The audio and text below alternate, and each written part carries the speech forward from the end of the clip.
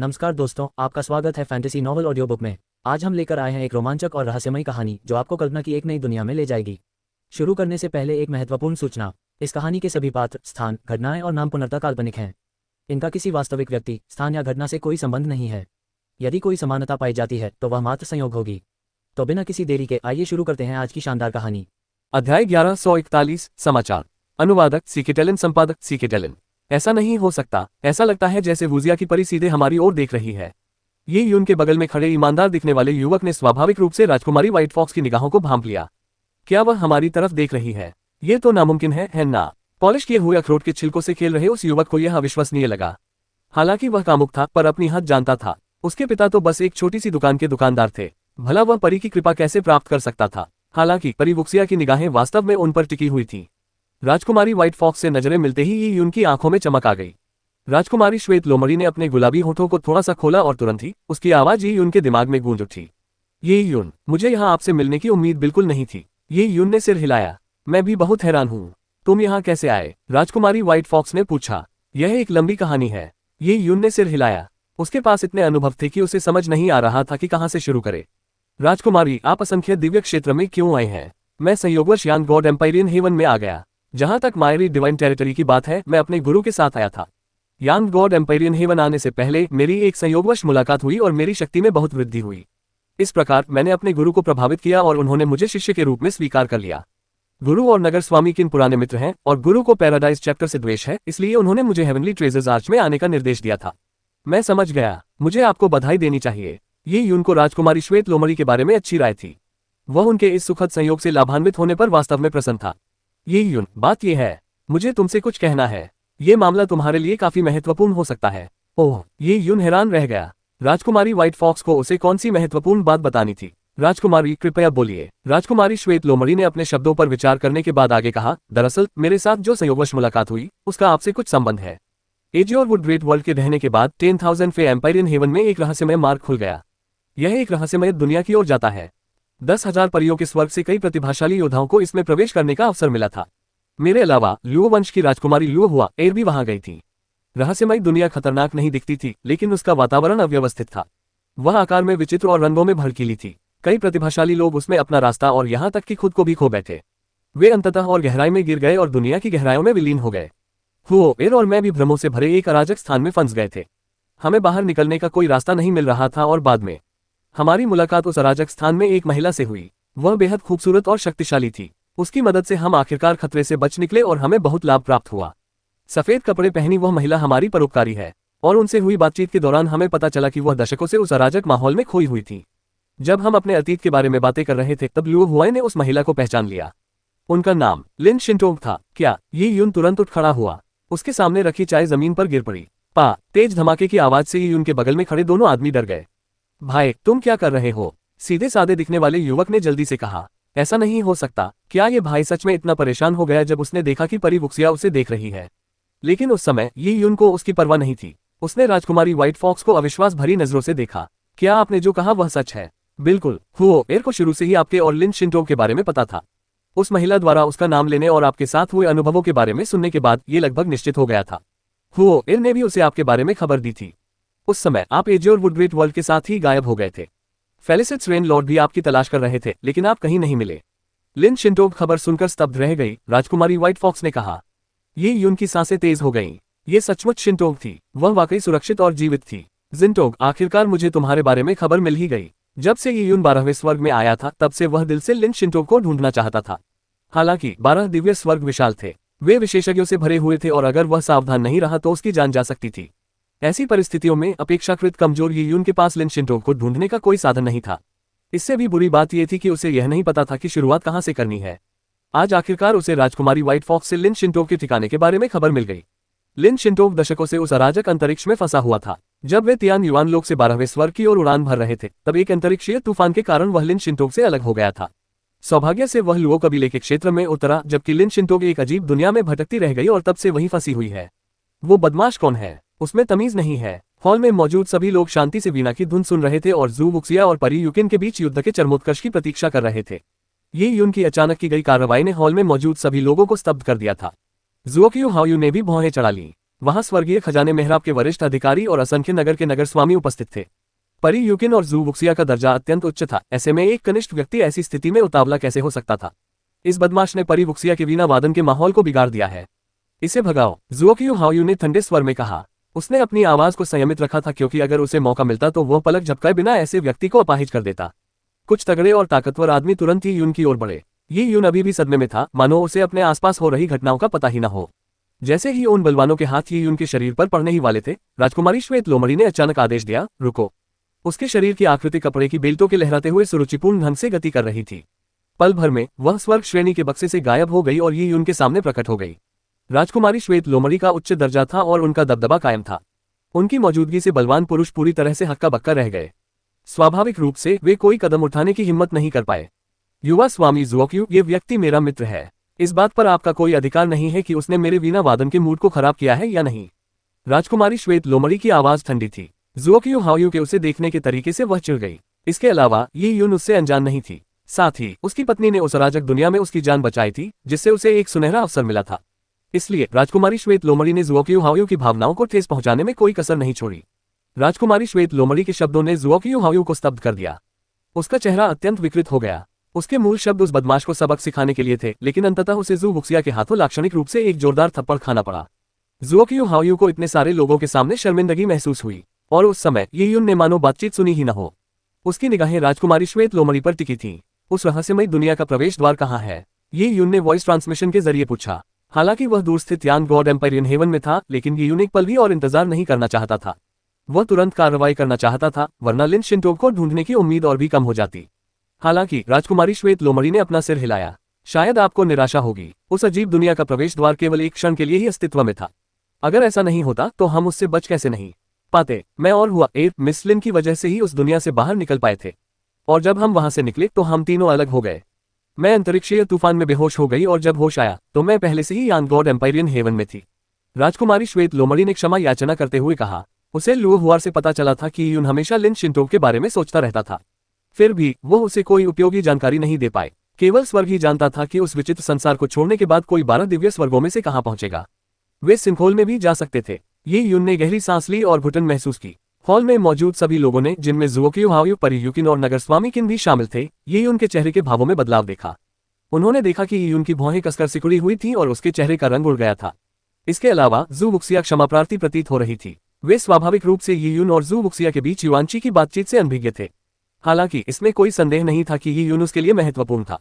यदि ऐसा नहीं होता तो जू वुक्सिया सीधे स्वर्ग श्रेणी के बक्से से बाहर निकलकर ये यून के बगल में प्रकट नहीं होती। अध्याय 1142 स्काईफॉक्स जीथरदाओ। अनुवादक सीकेटेलन, संपादक सीकेटेलन। भीड़ भाड़ के बीच लिन शिंटोब के बारे में खबर मिलने के बावजूद ये उनको समझ नहीं आ रहा था कि वह अपनी खोज कहां से शुरू करे।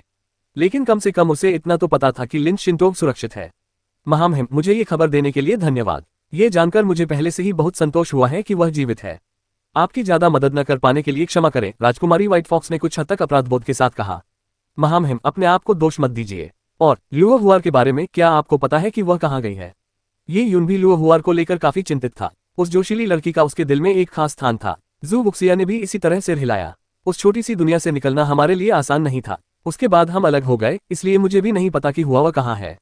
समझ गया। उद्धरण चिन्ह। ये यून ने आगे कुछ नहीं कहा। यह उम्मीदों के अनुरूप ही था, इसलिए निराश होने की कोई बात नहीं थी। वास्तव में वह राजकुमारी श्वेत लोमड़ी से कई सवाल पूछना चाहता था, खासकर उस छोटी सी दुनिया से संबंधित मामलों और लिन शिंटोब के पिछले कुछ दशकों के अनुभवों के बारे में। हालांकि ये यून का मन असमंजस में था। उसे समझ नहीं आ रहा था कि तुरंत पूछताछ कैसे शुरू करे। उसने पहले राजकुमारी श्वेत लोमड़ी को विदाई देने की योजना बनाई और फिर उनसे मिलकर इस विषय पर विस्तार से चर्चा करने का इरादा किया। हालांकि जैसे ही यून कुछ बोलने ही वाला था, उसके सामने एक आकृति अचानक प्रकट हुई। जुओक्यू हाओयू दूसरी मंजिल पर बने आलीशान कमरे से नीचे उतर आया था। जुओक्यू हाओयू हवा में तैरते हुए ये यून से काफी ऊपर खड़े थे। उन्होंने ये यून से कहा, चूंकि यह भाई परी वुक्सिया के मित्र है, इसलिए आप भी मेरे मैरिड नगर के सम्मानित अतिथि हैं। भाई, आप प्रतिभाशाली प्रतीत होते हैं और मैं आपसे मित्रता करना चाहता हूं। मैं आप दोनों को अपने आलीशान कक्ष में बैठने के लिए आमंत्रित करना चाहता हूं। क्या आप दोनों को यह स्वीकार्य होगा? जुओक्यू हाओयू की आवाज बहुत विनम्र लग रही थी, लेकिन ये यून किसी से बात करने के मूड में नहीं था। उसने ऊपर देखा और जुओक्यू हाओयू पर नजर डाली। उसे स्वाभाविक रूप से याद आया कि कुछ ही क्षण पहले इस व्यक्ति ने उसे भगाने की कोशिश की थी। ये यून को ऐसी तुच्छ बात से कोई आपत्ति नहीं थी, लेकिन अब जुओक्यू हाओयू की विनम्र और ईमानदार आंखों के बावजूद ये यून को तिरस्कार और अपमान का एक ऐसा भाव महसूस हो रहा था जिसे पहचानना मुश्किल था। स्पष्टतः जुओक्यू हाओयू राजकुमारी व्हाइट फॉक्स से दोस्ती करना चाहता था। राजकुमारी श्वेत लोमड़ी का एक शक्तिशाली गुरु था, वह नगर स्वामी किन को जानती थी और स्वर्ग की कृपापात्र पुत्री थी। जाहिर है जुओक्यू हाओयू के लिए उसे आमंत्रित करना आसान नहीं था। अपनी अविवेकी छवि को कम करने के लिए उसने अपना अहंकार त्याग कर ये यून को भी आमंत्रित कर दिया। वह ये यून को अपने सहायक के रूप में इस्तेमाल करना चाहता था, फिर भी उसने उसे नीचा दिखाया। ऐसी परिस्थितियों में ये यून का जुओक्यू हाओयू के प्रति स्वाभाविक रूप से अच्छा विचार नहीं था। वह पहले से ही विरोधाभासी विचारों से ग्रस्त था, इसलिए जुओक्यू हाओयू की बनावटी विनम्रता में पड़ने का उसका कोई इरादा नहीं था। उसने सीधे राजकुमारी श्वेत लोमड़ी से कहा, महामहिम, आज हमारे लिए लंबी बातचीत करना उचित नहीं है। मैं अभी आपसे विदा लेता हूँ, बाद में आपसे विस्तार से बात करूंगा। मैं कुछ समय के लिए मायरीड सिटी में रहूंगा। इतना कहकर ये यून मुड़ा और चला गया। उसने जुओक्यू हाओयू से बात तक नहीं की। जुओक्यू हाओयू अभी भी हवा में तैर रहा था और ये यून को नीचे देख रहा था। जब ये यून मुड़ा तो उसके चेहरे की मुस्कान गायब हो गई। क्या ये बदमाश यूं ही चला जाएगा? जुओक्यू हाओयू गुस्से से भरी आंखों के साथ हवा में लटका रह गया। वह जू वुक्सिया के ठंडे व्यवहार को नजरअंदाज कर सकता था, क्योंकि वह आखिरकार स्वर्ग की एक धन्य पुत्री थी। उसका ऐसा रवैया रखना स्वाभाविक ही था। लेकिन ये बदमाश कौन था? जुओक्यू हाओयू खुद को सर्वोच्च समझता था। उसने पहले ही उचित सम्मान देते हुए खास तौर पर इस बदमाश से बात करने के लिए नीचे आने का फैसला किया था। ये यून के बगल में खड़े दोनों योद्धा भी कुछ हद तक हैरान थे। उन्होंने कभी उम्मीद नहीं की थी कि परी वुक्सिया का यून के साथ इतना गहरा रिश्ता होगा। इतना ही नहीं, ये यून ने इतने सारे लोगों के सामने जुओक्यू हाओयू को पूरी तरह से नजरअंदाज कर दिया था। उसने उसे मौखिक रूप से अस्वीकार करने की भी जहमत नहीं उठाई और उसे पूरी तरह से अनदेखा कर दिया। जुओक्यू हाओयू युवा पीढ़ी के उन होनहार गुरुओं में से एक थे जिनका मायरीड पवेलियन में काफी ऊंचा स्थान था। क्या ये यून ने उन्हें इस तरह नाराज करने के परिणामों पर विचार किया था? आसपास के लोगों की आश्चर्यचकित प्रतिक्रिया देखकर जुओक्यू हाओयू का चेहरा पानी की तरह स्थिर हो गया। उसने एक शब्द भी नहीं बोला और चुपचाप अपने आलीशान कमरे में लौट गया। उसने ये यून की पीठ को गौर से देखा और उसकी आंखों में हत्या का भाव झलक रहा था। मेरे लिए इस आदमी की जांच करो। ... रुए। ये यून ने रुए को बुलाया।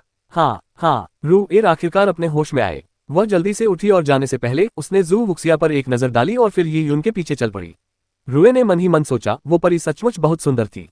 मुझे आश्चर्य है कि उस परी के साथ युवा मालिक का क्या रिश्ता है। जू वुक्सिया ने ये यून को जाते हुए देखा और मन ही मन आह भरी। इसके बाद उसका शरीर एक अलौकिक सफेद धुएं में बदल गया और वह दूसरी मंजिल पर स्थित स्वर्ग श्रेणी के बॉक्स के सामने लौट आए। उसने परी यूकिन और नगर स्वामी किन की ओर देखा और थोड़ा झुककर कहा, यह एक परिचित से पुनर्मिलन था। जल्दबाजी के लिए क्षमा चाहती हूँ। कोई बात नहीं, परी यूकिन ने धीरे से कहा। उसकी आंखों में जिज्ञासा की एक झलक दिखाई दी। इसके बजाय नगर स्वामी हंस पड़ा। मुझे उम्मीद नहीं थी कि तुम्हारा यहाँ कोई दोस्त होगा। खैर, आज वह दिन है जब तुम और परी यूकिन आपस में बातचीत कर रहे हो। अगर भविष्य में कभी मौका मिले तो मुझे अपने उस दोस्त से मिलवा देना। जी हाँ अंकल किन। राजकुमारी व्हाइट फॉक्स ने परी यूकिन की ओर देखा। उसने अपने हाथों में पकड़ी हुई वीणा को हवा में छोड़ दिया। उसकी कोमल और निर्मल उंगलियों ने वीणा को हल्के से छुआ। कृपया मुझे अपने सुझाव दें। झेंग। हवा के तेज झोंके, तूफानी बारिश की बूंदों और 9 आकाशों तक पहुंचने वाली फीनिक्स की चीख की तरह राजकुमारी श्वेत लोमड़ी के वीणा की धुन गूंजी। स्वर्गीय खजाने के मेहराब में गुप्त रूप से बातचीत कर रहे लोग पल भर में चुप हो गए। उनके कानों में केवल राजकुमारी श्वेत लोमड़ी के वीणा की धुनें ही गूंज रही थीं। उनके सामने जो छवि थी वह केवल राजकुमारी श्वेत लोमड़ी की फुर्तीली उंगलियों तक ही सीमित थी। सितार के तारों से ध्वनि चिन्ह ऐसे गूंज रहे थे मानो तारों की रोशनी राजकुमारी व्हाइट फॉक्स के चारों ओर नाच रही हो। उसी क्षण राजकुमारी व्हाइट फॉक्स के पीछे अचानक एक नीली आंख दिखाई दी। वह आंख मानो सारी रोशनी को निगल रही थी। सबके सामने वह और बड़ी होती गई और राजकुमारी श्वेत लोमड़ी के पूरे शरीर को अपने वश में कर लिया। उस क्षण वह किसी दिव्य परी की तरह लग रही थी जो विशाल आकाश में मधुर वीणा की धुनें बजा रही हो। स्काईफॉक्स की आंख। कई साल पहले राजकुमारी श्वेत लोमड़ी ने आदिम स्वर्ग में यून के साथ प्रतिस्पर्धा की थी और उसने आकाश लोमड़ी की आंख को बुलाया था। हालांकि उस समय आकाश लोमड़ी की आंख अपनी प्रारंभिक अवस्था में ही थी। उसकी तुलना आज की क्षमता से नहीं की जा सकती थी। श्वेत लोमड़ी वंश आध्यात्मिक और आत्मिक तकनीकों में निपुण था। अपनी आत्मा को जीथर दाव के साथ एकीकृत करना राजकुमारी श्वेत लोमड़ी की विशेषज्ञता का सबसे प्रमुख क्षेत्र था और इसी कारण से उसके स्वामी ने उसे स्वीकार किया, जो उसका सर्वोत्तम तरीके से पालन पोषण करना चाहता था। नगर स्वामी किन ने भी उसकी उपलब्धियों पर आश्चर्य जताते हुए सिर हिलाया। वह स्वाभाविक रूप से उसके वंश से परिचित थे। इतनी शक्तिशाली प्राचीन परी वंश की तुलना मनुष्य नहीं कर सकते थे। उनके मित्र की शिक्षा वास्तव में प्रभावशाली थी। पैराडाइज चैप्टर की परी यूकिन की तुलना में दोनों की अपनी अपनी खूबियां थीं।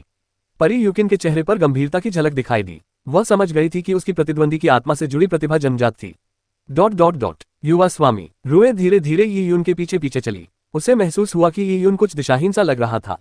वह भारी मन से चल रहा था। लिन शिंटोव के बारे में अचानक खबर मिलने पर ये यून प्रसन्न तो हुआ, लेकिन उसके मन में मिलीजुली भावनाएं भी थीं। यह अज्ञात था कि उस छोटी सी दुनिया से बाहर निकलने का रास्ता कहाँ खुलता था। 12 विशाल स्वर्ग इतने बड़े थे तो वह लिन शिंटोव को कैसे ढूंढता। यह पिछली स्थिति से भी अधिक कठिन था। पहले तो ये यून को विश्वास था कि लिन शिंटोव 10,000 परी साम्राज्य के स्वर्ग में है, लेकिन अब वह कहीं भी हो सकती है। कुछ देर बाद ये यून का मन शांत हो गया। जल्दी नहीं है, कम से कम अब मुझे ये तो पता है कि शिंटोव सुरक्षित है। ये यून ने सिर हिलाया। उसके पास लिन शिंटो को ढूंढने का कोई साधन नहीं था। वह केवल तब तक प्रतीक्षा कर सकता था जब तक उसकी शक्ति 12 स्वर्गों को प्रभावित करने के लिए पर्याप्त न हो जाए। जब उसका नाम 12 स्वर्गों में फैल जाएगा तो लिन शिंटो को स्वाभाविक रूप से पता चल जाएगा कि वह कहाँ है। ये यून का फिलहाल असंख्य दिव्य क्षेत्र छोड़ने का कोई इरादा नहीं था। लिंग शी एर लगभग उसी के कारण नष्ट हो गई थी और ये यून ने उसे जागृत करने की शपथ ली थी, इसलिए वह स्वाभाविक रूप से हार नहीं मान सकता था। ये यून अचानक रुकते हुए बोला, चलो दुकान वापस चलते हैं। उसके विचार कितने भी अव्यवस्थित क्यों न हो, हर काम धीमी और स्थिर गति से ही करना पड़ता था। ये यून ने अभी भी मायरीड सिटी में रहने की योजना बनाई थी। उसे 3 साल बाद होने वाले सौदे में तीनों जड़ी बूटियां प्राप्त करने के लिए तैयारी करनी थी। जब तक वह हॉलो सोल पिल को परिष्कृत कर सकता था तब तक वह लिंग शी एर को उसकी नींद से जगाने में सक्षम होगा। अध्याय 1143 आत्मा को पुनर्जीवित करने वाला अवशेष। अनुवादक सीकेटेलिन, संपादक सीकेटेलिन। ये यून ने मायरीड पवेलियन से जो दुकान किराए पर ली थी वह मायरीड सिटी के उत्तर में एक काफी सुनसान इलाके में स्थित थी जहां लोगों की आवाजाही बहुत कम थी। उसके किनारे एक छोटी साफ नदी बहती थी और नदी के दोनों किनारों पर 1000 साल से भी अधिक पुराने विलो के पेड़ लगे थे। यह एक शांत वातावरण था। वहां रहने के बाद एर ने दुकान और आंगन की अच्छी तरह सफाई की। ये यून ने एक कमरे में एक रासायनिक कड़ाही स्थापित की और उसे रसायन शास्त्र की प्रयोगशाला में बदल दिया। उन्होंने लिंगशीर के शव को सबसे शांत कमरे में रखने का विशेष ध्यान रखा जहां वह शांति से सो गई। ये यून मुख्य रूप से अपनी आत्मा को विकसित करने और दवा बनाने की अपनी क्षमता को बढ़ाने के लिए दवाइयां बनाता था। साथ ही वह अपनी साधना के स्तर में अत्यधिक वृद्धि के नकारात्मक दुष्प्रभावों को भी दूर कर सकता था। हॉलो सोल पिल के निर्माण के लिए अत्यंत मूल्यवान जड़ी बूटियों की आवश्यकता थी और उन जड़ी बूटियों को परिष्कृत करने में बहुत लंबा समय लगा। ये यून कड़ाही के सामने बैठा था और उसने दिव्य रसायनज्ञ द्वारा छोड़े गए एक स्क्रॉल को पकड़ रखा था। वह उसके अंदर लिखी बातों को ध्यान से पढ़ने लगा। उन्हें पता भी नहीं चला और समय तेजी से बीत गया, यहाँ तक कि सूर्यास्त का समय हो गया। वे शांति से ध्यान कर रहे थे कि अचानक उन्होंने अपनी आंखें खोल दी। जैसे ही वह दरवाजे से बाहर भागा, उसकी आकृति पलक झपकते ही दिखाई दी। युवा स्वामी रुए आंगन में पौधों को पानी दे रही थी। जब उसने ये यून को गंभीर चेहरे के साथ हवा के झोंके की तरह रसायन प्रयोगशाला से बाहर निकलते देखा तो उसे तुरंत झटका लगा। कुछ हुआ क्या? उसने देखा कि वह सीधे कमरे के लिए पैसे ले रहा था। वह कमरा जहां लिंग शीर सोती थी। ये यून दौड़कर कमरे में दाखिल हुई। विधर्मी देवता अग्नि बीज के साथ समाहित होने के कारण वह लिंग शी एर की स्थिति में होने वाले किसी भी परिवर्तन को सीधे महसूस कर सकता था और उसे बस इतना एहसास हुआ कि लिंग शी एर, जो अभी भी सो रही थी, अचानक बहुत कमजोर हो गई थी। ये यून कमरे में दाखिल हुई। बर्फीले ठंडे बिस्तर पर लिंग शी एर का छोटा सा शरीर खामोशी से लेटा हुआ था। उसकी त्वचा इतनी कोमल लग रही थी कि हवा का एक झोंका भी उसे फाड़ सकता था। उसकी आंखें कसकर बंद थीं और उसके हाथों में आत्मा को वापस लाने वाली जड़ थी। फिर भी उसका शरीर तेजी से पारदर्शी होता जा रहा था, यहाँ तक कि उसके हाथों में मौजूद आत्मा को लौटाने वाली जड़ भी लगभग गायब हो चुकी थी। क्या हो रहा है? ये यून चिंतित हो गया। उस समय उसके पास हॉलो सोल पिल बनाने के लिए आवश्यक सामग्री नहीं थी, लेकिन लिंगशी एर के शरीर में कुछ गड़बड़ हो गई थी। ये यून ने लिंगशी एर की भौहों के बीच उंगली रखते हुए अपनी दृष्टि से उसकी स्थिति का जायजा लिया। उसने लगातार यांग युआनची ऊर्जा को उसके शरीर में प्रवाहित किया। हालांकि शुद्ध यांग युआनची ऐसा प्रतीत हो रहा था मानो असीम सागर में विलीन हो रही हो। देखने से ऐसा लगता है कि एक सांसारिक आध्यात्मिक वस्तु होने के नाते लिंग शी एर को केवल आत्मा वापसी जड़ और शुद्ध यांग युआन क्यूई के माध्यम से बनाए नहीं रखा जा सकता था। ये कुछ ऐसा था जिसकी यून ने बिल्कुल भी उम्मीद नहीं की थी। जैसे जैसे उसने लिंग शी एर के शरीर को कमजोर होते देखा, ये उनको ऐसा लगा जैसे उसका दिल चूर चूर हो रहा हो। उसने लिंग शी एर को बचाने का वादा किया था। उसे पूरी तरह से जागृत करने के लिए 3 साल चाहिए थे, लेकिन इस गति से वह 3 साल भी जीवित नहीं रह पाएगी। कोई ना कोई रास्ता तो जरूर होगा। सोचो। ये यून ने बेताब होकर उपाय सोचने की कोशिश की। वह जानता था कि लिंग शी एर की यह हालत उसकी आत्मा की कमजोरी के कारण थी। यदि वह अब लिंग शी एर को आत्मा वापसी जड़ का सेवन करा दे, जिससे उसका सारा सार उसके निराकार शरीर में समाहित हो जाए, तो शायद इस आपदा से पार पाना संभव हो सके। हालांकि सोल रिटर्निंग रूट केवल एक ही था और इसकी जरूरत हॉलो सोल पिल को बनाने के लिए थी। इसके अलावा सोल रिटर्निंग रूट से मिलने वाले पोषण के बिना उसे नहीं पता था कि लिंग शी एर 3 साल तक जीवित रह पाएगी या नहीं। ये यून को सोल रिटर्निंग रूट के विकल्प के रूप में एक जड़ी बूटी की आवश्यकता थी। ये यून सोचने लगी। दिव्य रसायनज्ञ के नोट्स में मौजूद विशाल जानकारी में कई आत्मा को पोषण देने वाली औषधियों का उल्लेख था जिनके असाधारण प्रभाव थे। हालांकि वे अधिकतर अत्यंत दुर्लभ थे या केवल दिव्य रसायनज्ञ द्वारा ही परिष्कृत किए जा सकते थे। ऐसे मामलों को समाप्त करने के बाद केवल एक ही चीज बची थी, आत्मा को पुनर्स्थापित करने वाला अवशेष। आत्मा को पुनर्जीवित करने वाले अवशेषों को प्राचीन परियों की हड्डियों से परिष्कृत किया गया था, जिनकी आत्माएं शक्तिशाली थीं। ये आत्मा को पोषण दे सकते थे और यद्यपि ये खोखली आत्मा की गोली जितने अद्भुत नहीं थे, फिर भी योद्धाओं की दुनिया में ये आत्मा से संबंधित एक अत्यंत मूल्यवान औषधि थे। ये यून के पास आत्मा को पुनर्जीवित करने वाली वस्तु को बनाने के लिए कोई सामग्री मौजूद नहीं थी, और अगर उसे सामग्री मिल भी जाती तो उसके पास उसे बनाने का समय नहीं था। ये यून ने लिंग शी एर की ओर देखा और गहरी सांस ली। उसके पास दूसरों से मदद मांगने के अलावा कोई चारा नहीं था। मायरीड सिटी में वह केवल राजकुमारी व्हाइट फॉक्स को ही जानता था। राजकुमारी आत्मा साधना करती थी, इसलिए संभव था कि उसके पास ऐसी औषधि हो। समय बर्बाद करने का कोई समय नहीं था। लिंग शी एर की हालत एक पल की भी देरी की अनुमति नहीं देती थी। युवा स्वामी रू एर कमरे में आए और लिंग शी एर की हालत देखकर वह भी डर गई। इससे पहले कि वह कुछ पूछ पाती, ये यून धूसर धुएं की तरह गायब हो गया। दूर से केवल उसकी आवाज ही सुनाई दे रही थी। रुआ, उसका ख्याल रखना। ... नगर स्वामी का महल मायरीड शहर के मध्य में स्थित था। यह एक भव्य इमारत थी जिससे एक राजसी आभा निकलती थी जो अत्यंत भव्य प्रतीत होती थी। ये यून दौड़ता रहा और अंत में नगर स्वामी के महल के सामने आ पहुंचा। वहां कौन है? सिटी लॉर्ड मैनर के रक्षक एक अलग ही नस्ल के हटे कट्टे लोग थे। उनके हाथों में बड़ी बड़ी तलवारें थीं और उनकी आवाज भारी थी। उनका रूप रंग काफी खौफनाक था। मैं परी जू वुक्सिया से मिलने आया हूँ। कृपया ये संदेश पहुंचा दे कि यून को उनसे तुरंत मिलना है। ये यून ने धैर्यपूर्वक कहा। वह चिंता से व्याकुल था। सिटी लॉर्ड मैनर शक्तिशाली सुरक्षा घेरे में था। उसमें जबरदस्ती घुसना असंभव था। दोनों गार्डों ने उसकी ओर एक नजर डाली और तुरंत उसके लिए रास्ता बना दिया। अंदर चले जाओ। ओह, ये यून कुछ हैरान थी। ऐसा लग रहा था कि राजकुमारी व्हाइट फॉक्स ने उन्हें पहले ही निर्देश दे दिए थे। उन्होंने मूल रूप से राजकुमारी व्हाइट फॉक्स से लिन शिंटो की खबर पर विस्तार से चर्चा करने के लिए एक मुलाकात तय की थी। इससे उनका काफी समय बच गया था। ये यून सीधे नगर स्वामी के महल में दाखिल हो गया। महल में हर जगह पाबंदियां थीं, लेकिन एक रास्ता ऐसा था जिस पर कोई पाबंदी नहीं थी। ये यून ने अनुमान लगाया कि यही रास्ता राजकुमारी श्वेत लोमड़ी के निवास की ओर जाता है। वह बिना रुके सीधे आगे दौड़ पड़ा। दूर से ये यून को एक मधुर सितार की धुन सुनाई दी। सितार की धुन स्वर्ग से बहते जल के समान प्रतीत हो रही थी। ये निरंतर उसके कानों में प्रवेश कर रही थी और उसकी चिंता को शांत कर रही थी। वह एक ऐसे स्थान पर पहुंचा जहां उसने एक झील देखी जो दर्पण की तरह साफ थी। उसमें एक छोटी सी नाव तैर रही थी जो पत्ते जैसी दिखती थी। नाव से वीणा की धुनें आ रही थीं।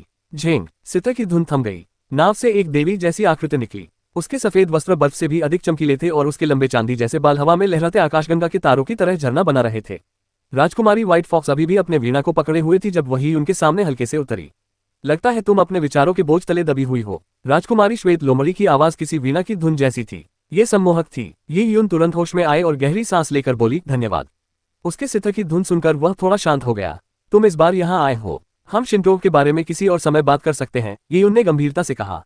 उसने हाथ जोड़कर प्रणाम किया। मैं महाराज से सहायता मांगने आया हूँ। राजकुमारी व्हाइट फॉक्स की भूरी आंखें हल्की सी झपकी। उनकी आंखें टिमटिमाते तारों जैसी लग रही थीं। ये यून के बारे में उसकी स्मृति में एक ऐसे व्यक्ति की छवि थी जो आसानी से दूसरों का ऋणी नहीं होता था। उसे अवश्य ही किसी परेशानी का सामना करना पड़ा होगा। युवा स्वामी जी, इतनी विनम्रता दिखाने की कोई आवश्यकता नहीं है। उस छोटी सी दुनिया में आपकी पत्नी ने मेरी जान बचाई थी। आपको मुझसे जो भी चाहिए बस बता दीजिए। अगर मैं आपकी मदद कर सकती हूँ तो मैं अवश्य करूंगी। राजकुमारी श्वेत लोमड़ी ने कहा। ये यून ने ऊपर देखते हुए कहा, मेरी एक दोस्त बुरी तरह घायल है। उसे आत्मा को पुनर्जीवित करने वाली औषधि की सख्त जरूरत है। ये औषधि आत्मा को पोषण देती है। क्या महाराज के पास ऐसी कोई औषधि है? आत्मा को शांति प्रदान करने वाला अवशेष। मैंने इसके बारे में पहले भी सुना है। राजकुमारी श्वेत लोमड़ी के ऐसा कहते ही ये यून का दिल बैठ गया। उसके लहजे से लग रहा था कि उसमें वह बात नहीं है। ये यून के चेहरे के भाव देखकर राजकुमारी श्वेत लोमड़ी ने जल्दी से कहा, निराश होने की कोई जरूरत नहीं है। हालांकि यह मेरे पास अभी नहीं है, लेकिन जब मैं मयरीड नगरी आई थी तब मेरे गुरु ने इसके बारे में मुझे बताया था। मयरीड नगरी का दावा है कि वहां सब कुछ मिलता है और यह झूठ नहीं है। यह आत्मा को पुनर्जीवित करने वाला अवशेष मेरी साधना के लिए उपयोगी है, इसलिए मैंने इस पर विशेष ध्यान दिया है। मुझे पता है कि इसे मयरीड नगरी में खरीदा जा सकता है। अध्याय 1144 नगर स्वामी किन। अनुवादक सीकेटेलिन, संपादक सीकेटेलिन। क्या इसे सीधे खरीदा जा सकता है? ये यून आश्चर्यचकित हुई। मैं इसे कहां से खरीद सकती हूँ? मायरियट सिटी में 3 बड़े चिकित्सा क्लिनिक हैं। सबसे बड़ा है स्वर्ग प्रदान करने वाला औषधीय क्लिनिक। इसमें ऐसे रसायनज्ञ हैं जो आत्मा को पुनर्जीवित करने वाले अवशेषों को परिष्कृत करने में निपुण हैं। यदि आपको उनकी आवश्यकता है तो आप उन्हें वहां से खरीद सकते हैं। तो फिर? ये यून ने थोड़ा सोचा। सीधे खरीदना आसान लग सकता है। ये यून, क्या तुम्हारे पास असंख्य रून की कमी है? राजकुमारी श्वेत लोमड़ी ये यून के चेहरे के भाव से समझ गई थी। असंख्य नगरी के असंख्य मंत्रों का आदान प्रदान केवल धन संपत्ति के माध्यम से ही किया जा सकता था। संभवतः ये यून अभी अभी असंख्य नगरी पहुंचा था, इसलिए उसके पास खर्च करने के लिए ज्यादा धन संपत्ति नहीं थी। ये यून ने कड़वी मुस्कान के साथ सिर हिलाया। राजकुमारी व्हाइट फॉक्स ने एक पल सोचा और फिर कहा, युवा स्वामी जी, कृपया थोड़ी देर यहीं रुकें। इतना कहते ही राजकुमारी व्हाइट फॉक्स की आकृति पलक झपकते ही ये उनके सामने से गायब हो गई। सिटी लॉर्ड मैनर प्रतिबंधात्मक तंत्रों से भरा हुआ था। राजकुमारी व्हाइट फॉक्स को तुरंत एक दूसरे स्थान पर ले जाया गया। कुछ ही देर में राजकुमारी व्हाइट फॉक्स की आकृति एक बार फिर प्रकट हुई। इस बार तलवार जैसी भौहों, तारों जैसी आंखों और असाधारण व्यक्तित्व वाले एक अधेड़ उम्र के व्यक्ति उनके साथ दिखाई दिए। नगर स्वामी किन, उद्धरण चिन्ह। ये यून ने उस अधेड़ उम्र के व्यक्ति को हेवनली ट्रेजर्स आर्च में देखा था। चाचा किन, यह मेरी दोस्त ये यून है। राजकुमारी व्हाइट फॉक्स ने थोड़ा झुकते हुए कहा। राजकुमारी श्वेत लोमड़ी की दिव्य जनक क्षेत्र की यात्रा का उद्देश्य उनकी आत्मा और जीथर दाव का प्रशिक्षण करना था।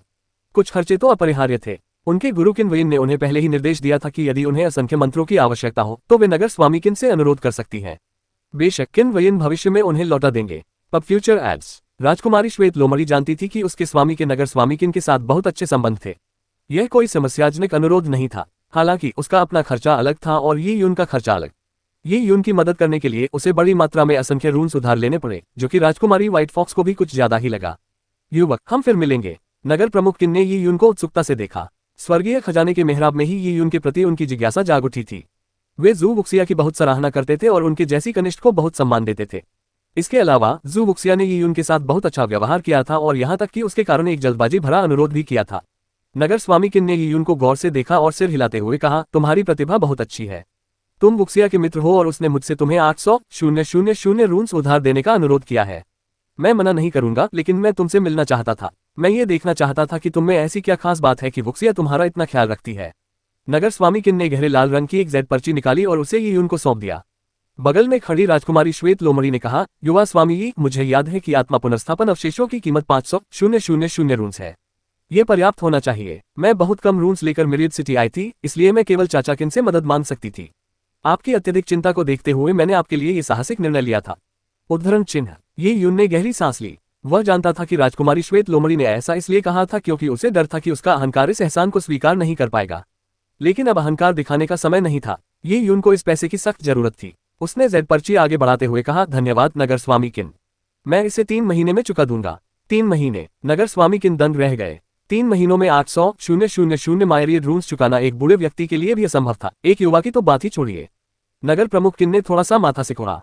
क्या उन्होंने इस युवक को गलत समझा था? क्या ये बदमाश वास्तव में एक अभिमानी बच्चा था जो बिना किसी व्यवहारिकता के बोलता था? दरअसल नगर स्वामी किन काफी खुले और स्पष्टवादी व्यक्ति थे। वे धन दौलत, विशेषकर उधार दिए गए धन के बारे में ज्यादा नहीं सोचते थे। उनके लिए यह बीती बात थी। अगर उन्हें कुछ वापस मिल जाता तो यह उनके लिए सुखद आश्चर्य होता, मानो उन्होंने उसे जमीन से उठा लिया हो। अगर वापस नहीं मिलता तो ये बिल्कुल सामान्य बात थी। वे मानसिक रूप से तैयार थे और इसे नजरअंदाज कर सकते थे। नगर स्वामी किन के दिल में हर किसी का महत्व था। नगर स्वामी किन के कुछ मित्र इतने मूल्यवान थे कि वे उनके लिए सब कुछ लुटाने को तैयार रहते थे। हालांकि साधारण मित्रों के लिए वे अधिकतम दसियों या सैकड़ों हजारों रून्स ही उधार देते थे। यदि उनकी कीमत उनकी क्षमता से अधिक होती तो वे उन्हें उधार नहीं देते थे। ऐसी परिस्थितियों में जू बुक्सिया ने 800,000 रून्स उधार मांगे थे। यह कोई समस्या नहीं थी। भले ही ये यून इसके बाद गायब हो जाए, वह इस मामले को आगे नहीं बढ़ाएगा। वह इसे 800,000 रून्स का उपयोग करके जू बुक्सिया को यह दिखाने के रूप में लेगा कि ये यून किस तरह का दोस्त है, ताकि भविष्य में उसे कष्ट न सहना पड़े। हालांकि नगर स्वामी किन को यह उम्मीद नहीं थी कि ये यून 3 महीने में लौटने की बात इतनी गंभीरता से कहेगा। ऐसे वादे बिल्कुल भी विश्वसनीय नहीं लग रहे थे। युवक, तुम्हें बस दृढ़ निश्चय के साथ लगन से साधना करनी है और अपने पैरों को ठोस जमीन पर मजबूती से जमाए रखना है। मैंने तुम्हें बुक्सिया की वजह से असंख्य मंत्र उधार दिए थे। तुम्हें उसके साथ अपनी मित्रता का सम्मान करना चाहिए। मेरी कामना है कि तुम मंत्र लौटा दो। समय सीमा की कोई बाध्यता नहीं है, बस अपना सर्वश्रेष्ठ प्रयास करो। नगर प्रमुख किन के शब्द कुछ घुमावदार थे। उनके दृष्टिकोण से ये यून की उम्र और ताकत को देखते हुए अगर वह 50 या 100 साल में भी कर चुका सके तो ये काफी प्रभावशाली होगा। Pub future ads. ये यून नगर प्रमुख किन का मतलब स्वाभाविक रूप से समझ गया था। हालांकि शी की जान खतरे में थी। उसके पास आगे समझाने का समय नहीं था। धन्यवाद नगर स्वामी किन। धन्यवाद परी बुक्सिया, ये यून ने हाथ जोड़कर कहा। उसने कुछ भी अनावश्यक नहीं कहा। उसने अपने ऊपर किए गए इस उपकार को ध्यान में रखा। मुझे कुछ काम निपटाने हैं, पहले मैं आपसे विदा लेता हूँ। इन सब फालतू की औपचारिकताओं की कोई जरूरत नहीं है। अगर जाना हो तो जाए। नगर प्रमुख किन ने हाथ हिलाते हुए कहा। युवा स्वामी जी, जल्दी कीजिए। राजकुमारी श्वेत लोमड़ी समझ गई थी कि ये यून को कोई बहुत महत्वपूर्ण काम निपटाना है। सिटी लॉर्ड मनो से बाहर निकलते ही ये यून सीधे हेवन बेस्टोइन मेडिसिनल क्लिनिक की ओर दौड़ पड़ी। मायरीड सिटी बहुत विशाल थी। यह एक छोटे से मानव देश के आकार की थी। चूंकि शहर में उड़ना मना था, इसलिए ये यून दौड़कर ही वहां तक पहुंची। रुको। ... सिटी लॉर्ड मनो की दर्पण जैसी झील के किनारे सिटी लॉर्ड किन ने राजकुमारी व्हाइट फॉक्स को देखते हुए कहा, बुक्सिया, तुम्हारी गुरु मेरी सबसे अच्छी दोस्त है। चूंकि उन्होंने तुम्हें प्रशिक्षण के लिए मायरीड सिटी भेजा है, इसलिए मुझे तुम्हारा अच्छे से ख्याल रखना चाहिए। तुम्हारी दोस्त में एक अद्भुत आभा और असाधारण प्रतिभा है। वह एक विलक्षण प्रतिभावान है, लेकिन वह बहुत ही आत्मप्रशंसा से बात करता है। इससे दूसरे लोग उसके बारे में नीची सोचेंगे। अगर वह आपका भरोसा नहीं तोड़ता है तो मैं उसे कुछ सलाह दे सकता हूँ, लेकिन अगर वह आपको निराश करता है तो आपको उससे दूरी बना लेनी चाहिए। आप इसे एक सबक के रूप में भी ले सकते हैं कि दूसरों पर आसानी से विश्वास नहीं करना चाहिए। नगर स्वामी किन ने राजकुमारी श्वेत लोमड़ी को गंभीरतापूर्वक सलाह दी। उनके दृष्टिकोण से वह बहुत भोली थी और परिणामस्वरूप उसे नुकसान उठाना पड़ सकता था। ऐसा नहीं होगा। ये यून वो व्यक्ति नहीं है जो अपनी क्षमता से अधिक कुछ करने का वादा करे। राजकुमारी श्वेत लोमड़ी ने मुस्कुराते हुए कहा, वर्षों पहले, चाहे आदिम स्वर्ग में हो या फिर वर्षा देवता का शिष्य बनने के लिए, ये उनका प्रदर्शन असाधारण रहा था। ये यून के लिए जो चमत्कार जैसे प्रतीत होते थे उन्हें चमत्कार नहीं कहा जाता था। अगर आप उस पर इतना विश्वास करते हैं तो मैं और कुछ नहीं कहूंगा। वैसे आपके स्वामी ने आपको मायरीड सिटी भेजा है, लेकिन क्या उन्होंने बताया कि वह 3 साल बाद होने वाले आदान प्रदान में भाग लेंगी? नगर प्रमुख किन ने गर्मजोशी भरी नजरों से देखते हुए पूछा। राजकुमारी श्वेत लोमड़ी ने सिर हिलाते हुए कहा, उस बारे में मुझे भी नहीं पता। मुझे यहाँ भेजने के बाद वह अपनी यात्रा पर निकल गई। मुझे नहीं पता कि वह वापस आएगी या नहीं। ये तो उसका स्वभाव ही है। नगर स्वामी किन ने दर्पण जैसी झील की ओर देखा। उसमें सफेद बादल प्रतिबिंबित हो रहे थे और किनारे पर बैठे लोगों को एक हल्की ताजगी भरी हवा छू रही थी। नगर स्वामी किन ने आह भरी और एक शब्द भी नहीं बोला। अध्याय 1145 स्वर्ग प्रदान करने वाला औषधीय क्लिनिक। अनुवादक सीकेटेलन, संपादक सीकेटेलन। मायरीड सिटी के मध्य क्षेत्र में 10 से अधिक विशाल दुकानें थीं। इनमें गोलियां, जादुई कलाकृतियां, डिस्केरे, साधना पुस्तिकाएं आदि बेची जाती थीं।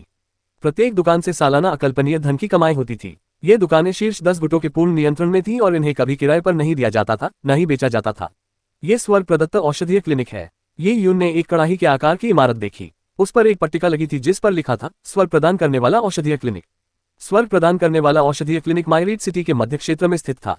विशाल कड़ाही अनगिनत कीमती पत्थरों से सजी थी जो चकाचौंध कर चमक रहे थे। समृद्ध जड़ी बूटियों की सुगंध दूर से ही महसूस की जा सकती थी। योद्धा लगातार अंदर बाहर आते जाते रहते थे, जिससे ये स्वर्ग प्रदान करने वाले औषधीय क्लिनिक से कहीं अधिक समृद्ध और जीवंत बन गया था। योद्धाओं के लिए साधना प्रक्रिया के दौरान गोलियां और पवित्र वस्तुएं आवश्यक थीं। सुख केवल शारीरिक और मानसिक विश्राम प्रदान करने के लिए था, इसलिए स्वर्ग प्रदान करने वाले औषधीय क्लिनिक का अधिक जीवंत होना स्वाभाविक था। हेवन बेस्टोइंग मेडिसिनल क्लिनिक में प्रवेश करने से पहले ही यून ने गहरी सांस ली और अपने मन को शांत किया। अंदर प्रवेश करते ही उसने देखा कि जैद की अलमारियों पर अनगिनत दवाइयों की बोतलें रखी हुई थीं। इनमें से कई बोतलों की कीमत पहले से ही बहुत अधिक थी।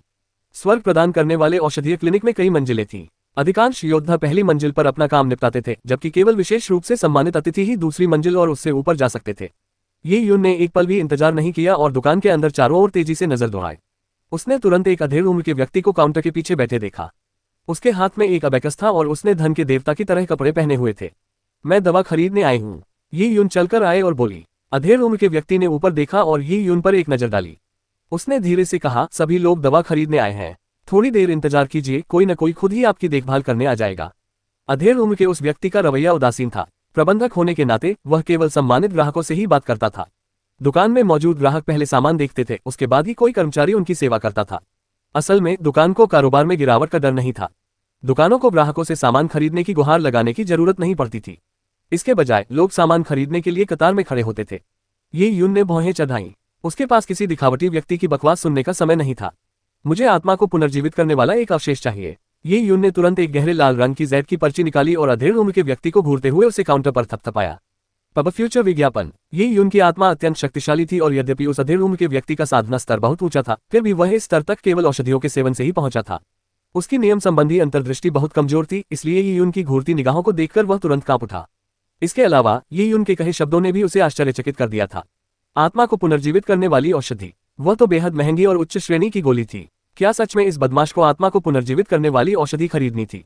अधेड़ उम्र के उस व्यक्ति ने यून को गौर से देखा और कहा, आत्मा को पुनर्जीवित करने वाली वस्तु की कीमत बहुत अधिक होती है। अगर आप सचमुच इसे खरीदना चाहते हैं तो मैं रसायन शास्त्री हुयान को आमंत्रित करूंगा। संयोगवश हमारी दुकान में एक आत्मा को पुनर्जीवित करने वाली वस्तु बिक्री के लिए उपलब्ध है। इस वस्तु को रसायन शास्त्री हुयान ने ही बनाया है। क्या रसायन शास्त्री को आमंत्रित करने की आवश्यकता है? ये यून अब और देरी नहीं करना चाहता था। शायद आपको पता न हो, स्वर्ग प्रदान करने वाले औषधीय क्लिनिक की दवाइयों की मांग कभी कम नहीं होती। आत्मा को पुनर्जीवित करने वाली पवित्र वस्तु जैसी सर्वोच्च श्रेणी की दवाइयां भी कई सम्मानित ग्राहकों के बीच बहुत लोकप्रिय हैं। इसके अलावा हम रसायन शास्त्रियों की ओर से सर्वोच्च श्रेणी की दवाइयां बेचते हैं। स्वाभाविक रूप से किसी भी बिक्री के लिए उनकी सहमति आवश्यक होती है। अधेड़ उम्र के प्रबंधक ने गर्व से कहा। इशारों में वह यून को यह बताना चाह रहा था कि वह सिर्फ इसलिए इतना घमंड न करे क्योंकि वह लाखों ऋणों के मूल्य की गोलियां खरीद रहा है। स्वर्ग प्रदान करने वाले औषधीय क्लिनिक में सम्मानित ग्राहकों की कोई कमी नहीं थी। ये यून जानती थी कि वह आदमी झूठ नहीं बोल रहा था। कई गोलियां अनमोल थीं। समय बीतने के साथ ये प्रबंधक और कर्मचारी अहंकारी हो गए थे। तो फिर कृपया रसायन शास्त्री को आमंत्रित कीजिए, ये यून ने कहा। मेरे पीछे आओ। अधेड़ उम्र के व्यक्ति ने ये यून को दूसरी मंजिल पर ले गए। वह एक भव्य अतिथि कक्ष के रूप में सजा हुआ था। उसमें सुरुचिपूर्ण साज सज्जा थी और एक तरफ सुगंधित अगरबत्ती का एक बर्तन जल रहा था। ये यून कुर्सी पर बैठा हुआ था और बेहद बेचैनी से इंतजार कर रहा था। फिर भी उसे किमियागर हुयान प्रकट होते हुए नहीं दिखाई दिया। किमियागर अभी तक यहाँ क्यों नहीं आया? बहुत जरूरी है, मैं किसी की जान बचाने के लिए दवा खरीद रहा हूँ, ये यून ने प्रबंधक की ओर देखते हुए कहा। अधेड़ उम्र का मैनेजर एक नजर डालने गया और फिर लौटकर बोला, किमियागर हुयान अपने एक दोस्त से बात कर रहे हैं। मैंने उन्हें पहले ही सूचित कर दिया है। उन्होंने आपसे थोड़ी देर इंतजार करने को कहा है। चैटिंग। ये यून तुरंत क्रोधित हो गया। वह एक जान बचाने के लिए बेसब्री से इंतजार कर रहा था, जबकि किमियागर हुयान पूरी तरह से बेफिक्र होकर अपने एक दोस्त से आराम से बातें कर रहा था। अगर यह हेवन बेस्टोइंग मेडिसिनल क्लिनिक नहीं होता, जो मायरीड सिटी के शीर्ष 10 गुटों के क्षेत्रों में से एक है, तो ये यून शायद पीछे नहीं हटता और दवा छीनने के लिए कार्रवाई करता। अंत में रेशमी वस्त्रों में लिपटा एक सुस्त सा दिखने वाला व्यक्ति ऊपरी मंजिल से नीचे उतरा। क्या आप ही वह व्यक्ति हैं जो दवा खरीद रहे हैं? देखने से ऐसा लग रहा था कि वह व्यक्ति कोई और नहीं बल्कि किमियागर हुयान था। उसके चेहरे पर घमंड और रूखापन साफ झलक रहा था। वह बिल्कुल भी मिलनसार नहीं था। ये यून खड़ी हो गई। रसायन शास्त्री हुयान लगभग 20 वर्ष का प्रतीत हो रहा था। ये यून ने अनुमान लगाया कि एक रसायन शास्त्री होने के नाते उसने ऐसी औषधि का सेवन किया होगा जिससे वह युवा दिखता था। वह सचमुच युवा दिख रहा था। किमियागर हुयान, मुझे आत्मा को पुनर्जीवित करने वाली एक पवित्र वस्तु की सख्त जरूरत है। मैंने सुना है कि यह गोली आपने ही बनाई है। क्या आप इसे मुझे बेच सकते हैं? आत्मा को पुनर्जीवित करने वाला अवशेष? जी हाँ, इसे मैंने ही बनाया है। मायरीड सिटी में कुछ ही रसायन शास्त्री आत्मा को पुनर्जीवित करने वाले अवशेषों को बना सकते हैं, और संयोग से मैंने कुछ दिन पहले ही आत्मा को पुनर्जीवित करने वाले अवशेषों से भरे एक बर्तन को बनाना पूरा किया था। उनमें से केवल 2 ही सफलतापूर्वक तैयार हुए थे। रसायन शास्त्री हुयान ने गर्व से कहा। आमतौर पर गोलियों से भरे एक बर्तन में 12 या उससे अधिक गोलियां होती थीं। रसायन शास्त्री हुयान केवल 2 गोलियां ही बना पाए थे। ये बेहद भयानक माना जाता था, लेकिन उनके लहजे से लगता था कि उन्हें शर्म नहीं थी, बल्कि उन्हें इस पर गर्व था। स्पष्ट रूप से इसे बनाने की कठिनाई को देखते हुए 2 गोलियां सफलतापूर्वक बना पाना ही उनके लिए प्रशंसा के योग्य था। इनमें से एक मेरे पास बचा है, इसलिए मैं इसे केवल 550,000 रूल्स में बेचूंगा, किमियागर हुयान ने कहा। 550,000। ये कीमत राजकुमारी श्वेत लोमड़ी द्वारा देखी गई कीमत से 50,000 रूल्स अधिक थी। हालांकि ये उनको इसकी परवाह नहीं थी। जैसे ही वह इस बात पर सहमत होने वाला था, उसने ऊपर से एक धीमी और सुकून भरी आवाज सुनी। मैं सोच रहा था कि आत्मा को पुनर्जीवित करने वाली पवित्र वस्तु कौन खरीद रहा है। तो यह आप हैं। आवाज कुछ जानी पहचानी सी लग रही थी। ये यून ने अपनी भौहें सिकोड़ ली। ज़ुओक्यू हाओयू। ये यून को देखकर ज़ुओक्यू हाओयू के चेहरे पर एक फीकी मुस्कान तैर गई। क्यों, क्या आप दोनों एक दूसरे को जानते हैं? किमियागर हुयान ने सुस्ती से उन दोनों को देखा। ज़ुओक्यू हाओयू ने मुस्कुराते हुए कहा, हमें एक बार मिलने का मौका मिला था। इतना कहकर ज़ुओक्यू हाओयू ने फिर से ये यून की ओर देखा और कहा, मुझे उम्मीद नहीं थी कि तुम इतने अमीर होगे।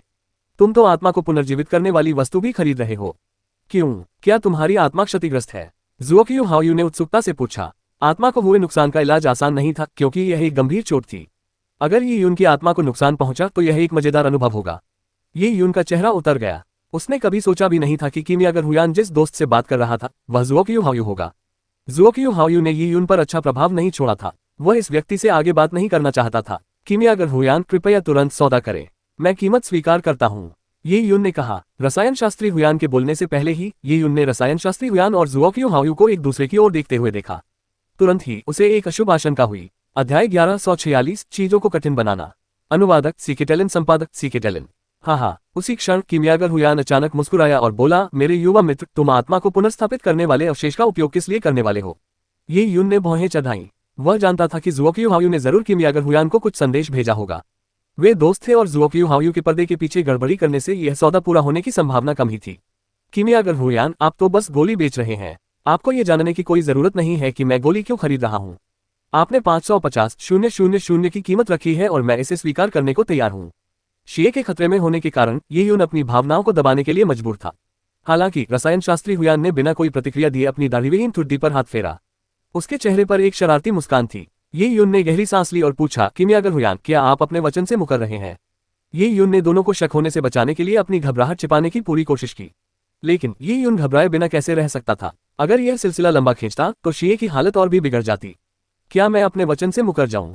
क्या तुम मुझ पर सवाल उठा रहे हो? रसायन शास्त्री हुयान का चेहरा थोड़ा उतर गया।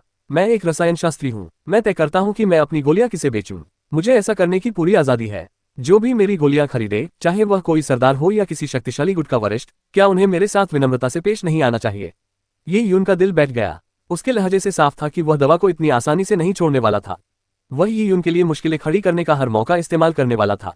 ये यून ने एक पल रुककर जवाब दिया, मैंने नगर स्वामीकिन और परिवुक्सिया से सुना था कि स्वर्ग प्रदान करने वाले औषधीय क्लिनिक का एक रसायनज्ञ आत्मा को पुनर्जीवित करने वाले अवशेष बना सकता है, इसलिए मैं यहाँ एक खरीदने आया हूँ। ये यून बोलते हुए अपने हाथ में मौजूद खून जैसे लाल रंग की जैद की पर्ची लहरा रहा था। उस पर नगर स्वामीकिन का चिन्ह अंकित था, जिसे नकली नहीं बनाया जा सकता था।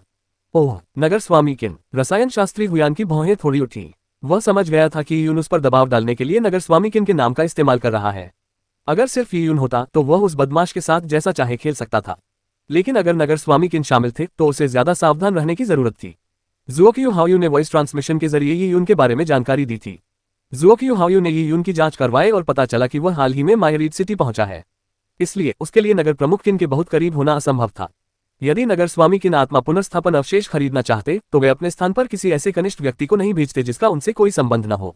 एकमात्र संभावना यही थी कि यून इसे स्वयं खरीदना चाहता था और उसने नगर स्वामी किन से असंख्य मंत्र उधार लिए थे। लेकिन नगर स्वामी किन उसे इतने सारे असंख्य रून्स क्यों उधार देगा?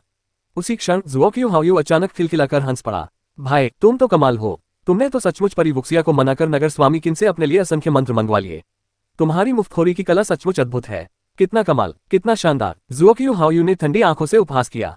Pub future ads. उसने परी यूकिन और परिवुक्सिया को बहुमूल्य उपहार भेजने और बार बार निमंत्रण देने में बहुत प्रयास किए, लेकिन कोई लाभ नहीं हुआ।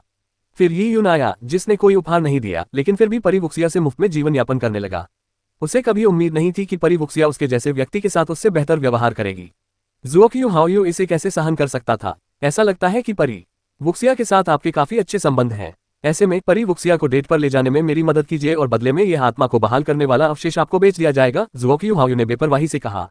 ये यून की आंखों में चमक आ गई। जुओक्यू हाओयू की लालसा कभी खत्म नहीं होती थी और उसकी मांगें बेकाबू होती जा रही थी। हालांकि राजकुमारी व्हाइट फॉक्स के साथ उनके अच्छे संबंध थे, लेकिन बस इतना ही। वे उनकी ओर से ऐसी किसी भी विनती को स्वीकार नहीं कर सकते थे। जुओक्यू हाओयू के चेहरे पर एक धूर्त मुस्कान थी। वह जानता था कि उसकी यह विनती कुछ ज्यादा ही थी। वह तो बस यून का मजाक उड़ाना चाहता था और उसे सबक सिखाना चाहता था। वह यून को यह बताना चाहता था कि उसके जैसा योद्धा मैरियड सिटी में कुछ भी नहीं है। उसके पास सामाजिक संपर्क और शक्ति दोनों थे। वह महज कुछ शब्दों से यून को बुरी तरह से प्रताड़ित कर सकता था। जुओक्यू हाओयू को संदेह था कि चूंकि यून आत्मा पुनर्स्थापन अवशेष खरीदने के लिए नगर स्वामी किन से असंख्य रून्स उधार लेने को तैयार था, इसलिए उसे इसकी सख्त जरूरत थी। वह जानबूझकर यून को परेशान करने के लिए उसके लिए मुश्किलें खड़ी कर रहा था। युवा स्वामी हाओयू, इतनी दूर जाने की कोई जरूरत नहीं है।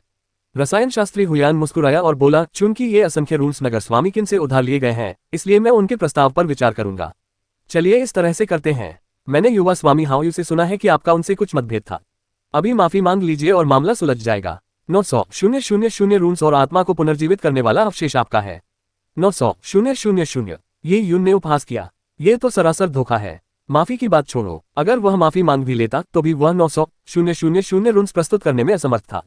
क्यों? क्या तुम्हारे पास पर्याप्त रूल्स नहीं है? जुओक्यू हाओयू स्वाभाविक रूप से समझ गया था कि यून के हाथ में मौजूद जेड पर्ची में अधिकतम 800,000 असंख्य रूल्स थे। क्या तुमने उधार लिए हुए रूल्स पर्याप्त नहीं है? कोई बात नहीं, ऐसा करते हैं, अगर तुम खुद को थप्पड़ मारोगे तो मैं तुम्हें हर थप्पड़ पर 10,000 रूल्स बचाऊंगा। जितने ज्यादा थप्पड़ मारोगे उतने ज्यादा रूल्स बचाओगे। हा। जुओक्यू हाओयू जोर से हंसा। उसकी हंसी बेकाबू होकर गूंज रही थी। वह बेहद खुश था। यही तो सत्ता और रुतबे का फायदा था। भला कोई क्या कर सकता है जब उसे ऐसे व्यक्ति द्वारा धमकाया जाए जो स्थिति को अपने नियंत्रण में रख सकता है। वह जानता था कि यून काफी प्रतिभाशाली था। ऐसा व्यक्ति शायद घमंडी होगा और यही कारण था कि उसे दबाने में उपलब्धि का एहसास हुआ।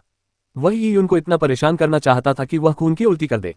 वह यून को यह एहसास दिलाना चाहता था कि वह उसके सामने एक चींटी की तरह है जिसे अपना सिर झुकाना पड़ता है। यून ने अपनी मुठ्ठियां भींची और फिर धीरे धीरे उन्हें ढीला किया। आत्मा को पुनर्जीवित करने वाले अवशेषों का निर्माण करना आसान नहीं था।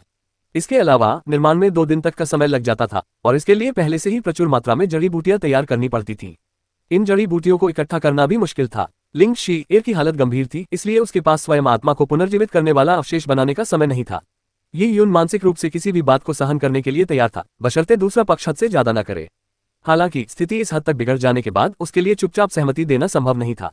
यून ने गहरी सांस ली और अपने दिल को मजबूत किया।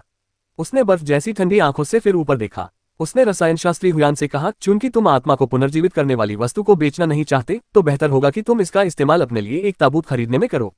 Pub future ads. क्या? रसायन शास्त्री हुयान का चेहरा नीला पड़ गया। उसने कभी उम्मीद नहीं की थी कि यून जैसा कनिष्ठ व्यक्ति एक सर्वोच्च रसायन शास्त्री होने के बावजूद उससे इस तरह बात करने की हिम्मत करेगा। और तुम? यून ने जुओक्यू हाओयू की ओर सिर घुमाते हुए कहा, मैं तुम्हें सलाह देता हूँ कि सफलता के नशे में चूर रहते हुए कुछ अच्छी दवाइयाँ खरीद लो, वरना भविष्य में जब तुम पूरी तरह अपाहिज हो जाओगे तो तुम्हारा परिवार तुम्हें एक लाचार की तरह छोड़ देगा। उस समय तुम्हारे पास दवाइयाँ खरीदने के लिए पैसे नहीं होंगे। जुओक्यू हाओयू ने जवाब में हंसते हुए कहा, यून तो बस एक चींटी जैसा था, पर वो इतनी धमकियां देने की हिम्मत कैसे कर सकता था? अगर यह कोई व्यापारी की दुकान न होती तो मुझे डर है कि तुम यहाँ से जिंदा नहीं निकल पाते। मुझे देखने की तो बात ही छोड़ो। ज़ोकियो हाओयू की आवाज वाक्य के आखिरी हिस्से को कहते हुए ठंडी पड़ गई। वो ये यून को मारना चाहता था, लेकिन मायरीड सिटी की व्यापारी दुकानों में लड़ाई झगड़ा प्रतिबंधित था। इस नियम का उल्लंघन करने पर मायरीड सिटी के हर गुट द्वारा सजा दी जाती थी। मैं भी यही कहने वाला था। अभी कई साल बाकी है। आज जो हुआ मुझे याद रहेगा। ये यून के ऐसा कहने के बाद वो मुड़ा और चला गया। तुम हो ना? उद्धरण चिन्ह। ज़ोकियो हाओयू ने देखा कि ये यून स्वर्ग प्रदान करने वाले औषधीय क्लिनिक के निकास द्वार से तेजी से प्रकट हुआ। ये यून बिना किसी झिझक के दरवाजे से बाहर निकल गया, जिससे ज़ोकियो हाओयू के चेहरे के भाव थोड़े बदल गए। क्या उसने उसे गलत समझा? क्या ये यून आत्मा को पुनर्जीवित करने वाले अवशेष को प्राप्त करने के लिए दृढ़ संकल्पित नहीं था? रसायन शास्त्री हुयान ने भी भौहें चढ़ा ली। युवा स्वामी हाओयू, क्या आपने अपने संदेश में यह नहीं कहा था कि यह बदमाश किसी भी कीमत पर आत्मा पुनर्स्थापन अवशेष खरीदेगा, और यह कि मुझे उसे ठगने के लिए मनमाने ढंग से कीमत बढ़ा देनी चाहिए? ये सौदा हाथ से निकल जाने पर किमियागर हुयान थोड़ा निराश था। आत्मा को पुनर्जीवित करने वाली कलाकृतियों को बेचना वैसे तो मुश्किल नहीं था, लेकिन वे ज्यादातर 5 लाख रून्स में बिकती थीं। किमियागर हुयान को लगा कि अगर उसने 8 लाख रून्स की पेशकश की होती तो ये यून मान जाता। उसे 3 लाख रून्स का अतिरिक्त लाभ हो सकता था। धनवान होने के बावजूद वह इतनी बड़ी रकम को नजरअंदाज नहीं कर सकता था। लेकिन अब ये यून जा चुका था। मास्टर हुयान, इस छोटी सी हानि पर इतना परेशान क्यों हो रहे हो? मैं, ज़ोकियो हाओयू, अपने मित्रों के साथ कभी दुर्व्यवहार नहीं करता। आज जो थोड़ा सा नुकसान हुआ है वह मैं अपने असंख्य अमर मंडप के माध्यम से वापस कमा लूंगा। ज़ोकियो हाओयू ने असंतुष्ट होकर कहा। उसे पूरा विश्वास था कि वह आज यून को वश में कर लेगा और उसे कुचल भी देगा। उसने कभी नहीं सोचा था कि यून इतना दृढ़ निश्चय करके सीधे चला जाएगा। हालांकि ज़ोकियो हाओयू का मानना था कि अगर यून ने आत्मा पुनर्स्थापन अवशेष नहीं खरीदा तो उसे निश्चित रूप से भारी नुकसान उठाना पड़ेगा। एक तरह से यह उसके लिए सांत्वना ही थी। अगर युवा स्वामी हाओयू ऐसा कहते हैं तो मैं इस बारे में और कुछ नहीं कहूंगा। लेकिन इस बदमाश ने मुझे अपमानित किया है और मेरे बारे में ये घमंडी बातें कही हैं कि मैंने आत्मा को पुनर्जीवित करने वाली वस्तु को अपने ताबूत के लिए रखा है, तो मैं उसे आसानी से नहीं छोड़ूंगा। जब तक वह मिरियड सिटी में रहने की हिम्मत करेगा, मैं उसे चैन से जीने नहीं दूंगा। रसायन शास्त्री हुयान की रसायन विद्या में महारत बेजोड़ थी। मायरीड सिटी के विभिन्न बड़े गुट उन्हें एक सम्मानित अतिथि के रूप में मानते थे, क्योंकि सभी गुट उनकी कृपा पाने के लिए होड़ करते थे। उन्हें कभी किसी कनिष्ठ से डांट फटकार नहीं सुननी पड़ी थी। हम, चाहे तुम कुछ भी न करो, मैं उसे जिंदा नहीं रहने दूंगा। ज़ोकियो हाओयू ने अपनी अंतरस्थानिक अंगूठी को छुआ। इतने सालों में जिसने भी उसे नाराज किया उसका जीवन सुख में नहीं रहा। नगर प्रमुख किन की बात करे तो ये यून उससे भी ज्यादा नहीं डरता था। नगर प्रमुख किन के साथ उसका कोई वास्तविक संबंध नहीं था। इसके अलावा मेरिद नगर प्रमुख और मेरिद दिव्य क्षेत्र के विभिन्न प्रमुख गुट एक दूसरे पर नियंत्रण रखते थे।